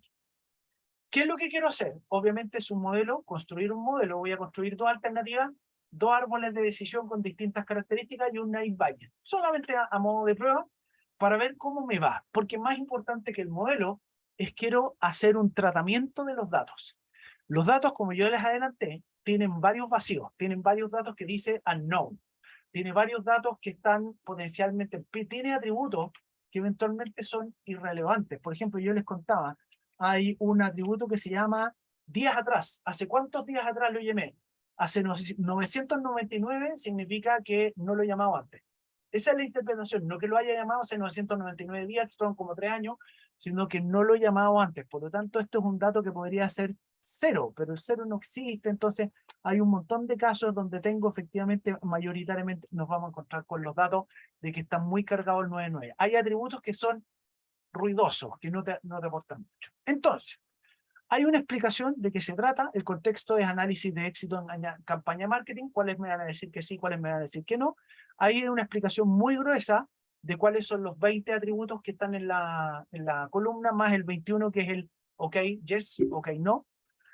Entonces, tengo un primer código que ustedes van a ejecutar y que descarga el dataset, un dataset que efectivamente nosotros ya le hicimos algunos ajustes, y aquí están las columnas, y se van a encontrar que aquí está el dataset. Aquí están las 30 primeras filas, y se van a encontrar con la edad, la ocupación, estado civil, y estos son los nombres de los respectivos atributos o las respectivas columnas, y de nuevo, como yo les contaba, se van a encontrar en la última columna con el no, no, no, o en algunos casos un yes. Pero efectivamente, en varios de esos casos, además, tenemos algunos unknown por ahí. Unknown por aquí, unknown por aquí, unknown por aquí. Por lo tanto, tenemos ciertos defectos en los datos. Hacer un primer análisis exploratorio nos va a permitir responder preguntas como la siguiente. ¿Existen valores nulos o vacíos en las columnas? Por ejemplo, unknown, ya lo vimos. Sí. ¿Existen valores desviados o fuera de rango semántico en las columnas? Sí, potencialmente ese 999 como que no me hace sentido. ¿Existe desproporción de valores entre una columna y otra? Por ejemplo, en la columna default. Les voy a mostrar. Entonces, aquí hacemos un análisis del dataset que se llama marketing.data. Me va a mostrar el info. Tiene efectivamente 21 columnas, desde la columna 0 hasta la 20, donde son de tipo numérico, algunas, y otros son de tipo texto o categórico. Estado civil, cosas de ese estilo. Y algunas también son de tipo numérico, pero potencialmente con decimales. Lo que me muestra adicionalmente es la distribución de los atributos numéricos, y les quiero mostrar algo. La columna días atrás tiene un promedio de 962 días atrás, la última llamada. El valor mínimo es 0, el valor máximo es 999, el valor que está en el 75% es 999, el valor que está en el 50% es 999 también, y el valor del 25% es 999. ¿Qué me dice esto? Es que hay una cantidad gigante de 999, por lo tanto, la mayor parte de la gente no la ha llamado. Entonces, esta columna como que no sirve para nada. Va a desviar, va a confundir al modelo, en realidad no me va a ayudar. Les voy a mostrar otra columna. Aquí hay cuál es la distribución de valores categóricos en los distintos. Y fíjense que la ocupación, hay administrativo, blue collar, technician, servicios, management, retirado, y hay 10.000, hay desproporción, pero hay un poco de todo, hay incluso 875 estudiantes. El estado civil, hay 24.000, casi 25.000 casados, hay poco más de 11.000 solteros, divorciados, hay algunos unknown, 80. Efectivamente la educación, etc. Me voy a encontrar el default, el atributo default. El atributo default significa que cayó en default en su crédito. Y tenemos de los 41.000, 32.000 dice que no, 8.000 no sabemos, y solamente 3 dice que sí. Esta es una desproporción tan grande que seguramente la columna default también es una columna muy ruidosa que no me sirve. Entonces, en este primer análisis, lo que podemos hacer es que, ¿sabes qué? Vamos a hacer una limpieza de datos. Vamos a partir por convertir todos los que dicen unknown en un tipo de dato que Python reconoce que se llama el NaN o el nulo. Es un típico dato considerado como el vacío. Y Python, las librerías de pandas, particularmente estamos utilizando una librería que se llama pandas, que me permite hacer este trabajo, me permite hacer una eliminación, eliminar drop, bota todos los NA, los not available o los no disponibles, que son los que tienen este valor NaN. Entonces me va a eliminar todas las filas que tienen algún tipo NaN. Y eso me va a permitir limpiar el dataset. Pero antes de eso, yo voy a eliminar las columnas días atrás y podría decirle también, elimíname la columna default. Podría decirle, elimíname la columna no contactos, que es otra columna que tampoco tiene mucho sentido, que si lo van a ver, se van a encontrar, y podrían efectivamente hacer esa eliminación y con eso efectivamente limpiar el dataset. Yo ya lo corrí tal como estaba y se van a dar cuenta de que yo terminé con poco más de 31.000 datos. De los 41.000 originales, esta limpieza del día atrás y esta limpieza del drop NA me eliminó 10.000 datos. Por eso yo sumé aquí 4.600 más 36.000, redondeando son 31.000. Perdón, son 41.000, aquí no eliminé ninguno, ¿verdad? No sé qué pasa. ¿Ya? Pregunta de Alberto, ¿qué criterio automático se puede utilizar para este tratamiento de eliminar? No hay ninguno automático, es simplemente eliminar los que tienen vacíos, que es una función que está hecha en Python, en la librería banda, y ahí donde está el drop NA. Y ese es el único criterio hasta ahora. Pero tú podrías utilizar de nuestro criterio si efectivamente yo eliminé la columna de atrás o eliminé otras columnas, potencialmente yo puedo limpiar el dataset de varios NA, porque si efectivamente yo voy a ver el dataset original, me voy a encontrar con que hay varios NA en la columna default. Había 8.000 y tantos que estaban por ahí en esa lista que vimos por aquí estaba el default. Entonces, si ustedes se fijan, yo puedo hacer este tratamiento. Limpieza de datos. La primera estrategia, Y ahí yo les puedo dejar este ejercicio para que ustedes vean eliminar filas con esos NaN o hacer un reemplazo. Ustedes podrían, en vez de reemplazar con drop Na, alternativamente comentan esta línea para que no la ejecuten, pero limpian esta de aquí, y aquí lo que estamos haciendo es cambiar todos los que tienen un Na por el primer valor que tenemos en la fila. El primero que dice efectivamente todos los que tienen Na los reemplazo por el primer valor de la fila. Alternativamente podrían buscar el valor más frecuente o el promedio si es un dato numérico y cosas de ese estilo. Entonces tienen distintas alternativas de tratar con estos vacíos, pero eventualmente podrían no hacer nada y ver cómo les va. Y les aseguro que el no eliminar los vacíos hace que los modelos en general se confundan. Les cuesta encontrar buena predicción porque hay una regla de vacío que en realidad no está funcionando. Más interesante es ver cuántos ejemplos tengo de cada clase. Fíjense, entonces aquí efectivamente estoy haciendo una segunda parte que dice balanceo de clase. En el balanceo de clase, el anterior era limpieza de clase, limpieza de datos, balanceo de clase. En el balanceo de clase, yo voy a encontrarme con la cantidad de ejemplos que dicen no y la cantidad de ejemplos que dicen yes. Y aquí aparece el número, 4.600 ejemplos de yes y 36.500 ejemplos de no.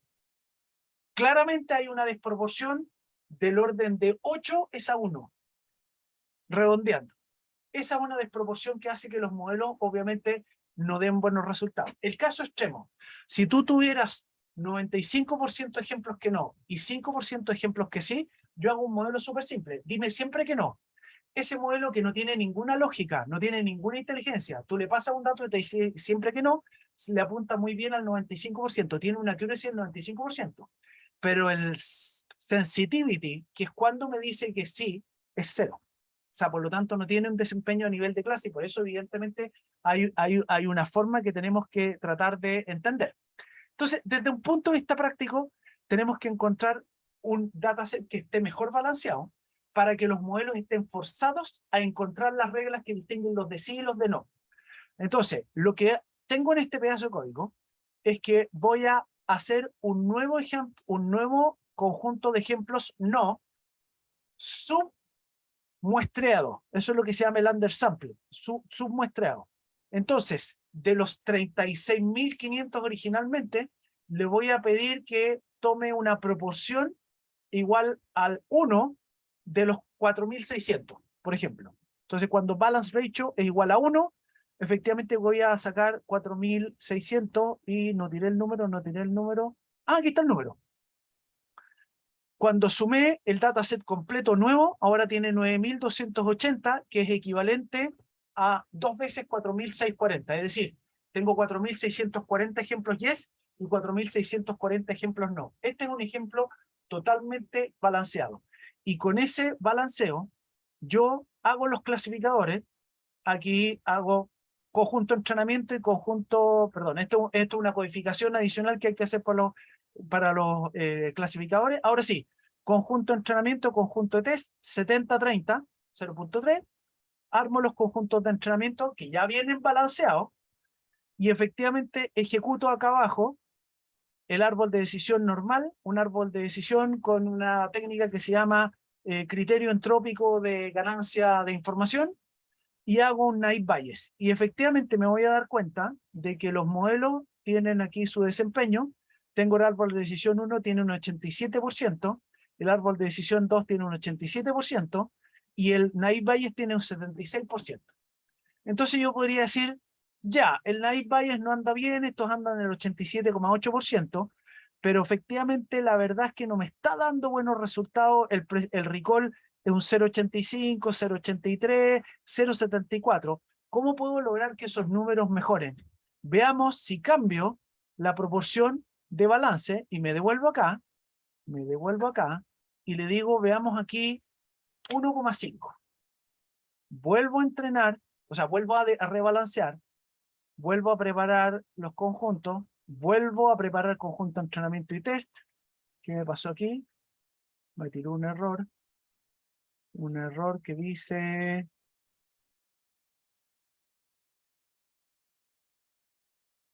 ¿Por qué me tiró este error? Sample test size. ¿Qué pasó con el test size? Algo me equivoqué bien. Ya lo voy a corregir al tiro. Training set va a ser vacío. ¿Por qué va a ser vacío? ¿Qué me faltó? Me toma muestras. Muestras son 0, sí. ¿Por qué son 0? Si lo devuelvo y si lo cambio a 1,2, no debería tener sentido esto. Ah, las muestras son 0. ¿Por qué? ¿Qué pasó aquí? ¿Qué pasó aquí?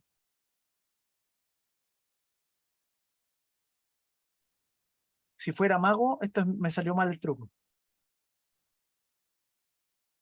Ahí. Súper simple. Pasa que cuando ustedes pasan mucho rato sin ejecutar el código, efectivamente hay códigos que se vacían. Entonces, cuando yo llegué aquí, mi dataset original, Clean Data, venía vacío. Y efectivamente, por alguna razón, tuve que volver a ejecutar el código anterior.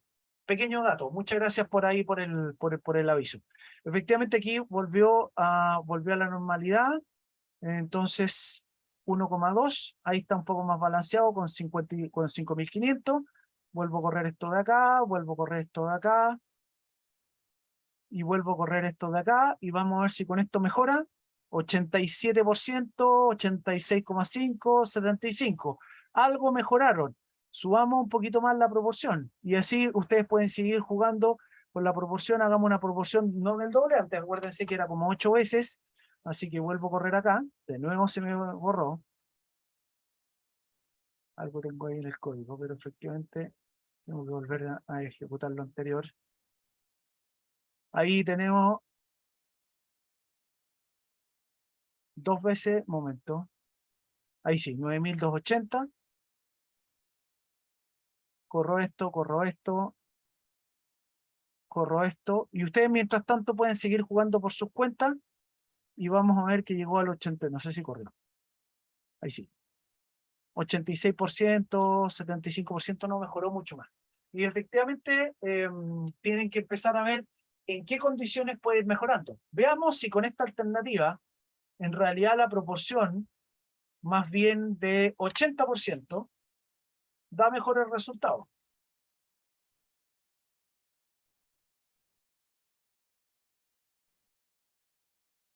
Correcto, ¿no? 85,5, 86,2, mejoró un poquito, 74, este empeoró. ¿Qué pasa si lo hago más bien 0,60, 0,40 aquí? Vuelvo a correr este, vuelvo a correr este. 86,3, 86,5, 75, mejoró un poquito. Entonces, finalmente yo voy probando un poco prueba y error. Me pregunta por aquí Alberto, ¿con qué criterio automático sin decisión humana puedo saber cuándo está balanceado, desbalanceado? Normalmente, cuando hay una diferencia muy grande entre ejemplos de una clase con la de la otra. Yo les estaba contando que aquí tengo aquí los primeros números de acá. Cuando yo corro esto, no, ¿qué me está pasando esto?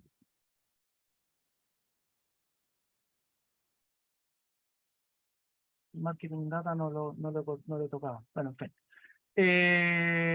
Cuando hago este cálculo de aquí, te dice que estos dos números son muy distintos, quiere que hay una desproporción. Aquí estamos viendo que es casi 8 veces más grande que este de acá. Entonces ahí es donde yo justamente quiero correr esto de aquí. Ah, ya caché, tengo un pequeño error. Efectivamente estoy trabajando con el Clean Data que viene, claro, pues lo estoy cada vez volviendo a achicar y volviendo a achicar, sí, claro. Tengo que volver a correr este anterior, por eso es, por eso es. Ahí sí. Y ahí está el total, efectivamente el total. Aquí está la desproporción original y este número, que es mucho menor que el número más grande, me habla del 4.600 más el anterior. Entonces, ahí donde yo podría calcular. Pregunta de cuánto es muy grande. Más de 3 veces, más de 4 veces, más de 5 veces en proporción entre uno y otro. Estamos hablando de una desproporción. ¿Cómo les está yendo jugando? ¿Alguien ha logrado superar el 90% por ahí?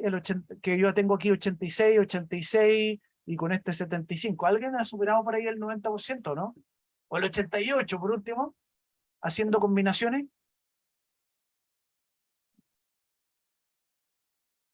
¿Nadie todavía? ¿Alguien me ha ganado en el 86? Que es este de aquí, el 86.5 es mi mejor. Edison dice, no todavía. Y están probando. Hay que volver efectivamente a ejecutar. Ahí tengo que ordenar esto. Pero ustedes tienen que volver a ejecutar desde el ejercicio 2, que es la limpieza de datos. Desde ahí en adelante, si ustedes cambian algo por aquí, 1.6, ponte tú, y eventualmente cambiar por aquí la proporción de entrenamiento, mitad y mitad.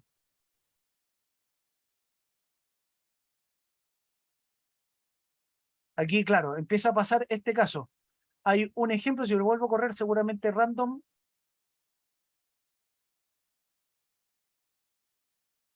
No, parece que en un momento me salté esto, ahora sí. Ahí sí corro. Y vuelvo a correr los modelos. 86.5, 86.1, 75.6. Hay que buscar cuál es la combinación que eventualmente va a permitir superar ese 86 en alguna parte. Y eventualmente podría ser que el balance de clase de 1,2, 1,5 no es tan relevante. Voy a volver aquí arriba. Voy a cambiar el balance de clase ahora a 2.5. Efectivamente, 16.000 ejemplos en total. Corro esto de acá. Corro la proporción mitad y mitad. Y vuelvo a correr los ejemplos y me va a dar 86.3, 86.09, 76. Y si vuelvo a correr aquí, y si vuelvo a jugar aquí, perdón, estaba para arriba, 0.3.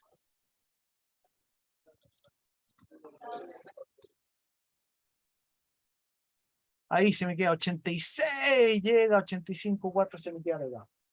Pueden seguir probando. Si alguien la ha logrado superar, 87. A ver si alguien tiene por ahí un 87.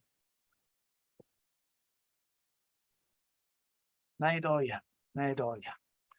Ok.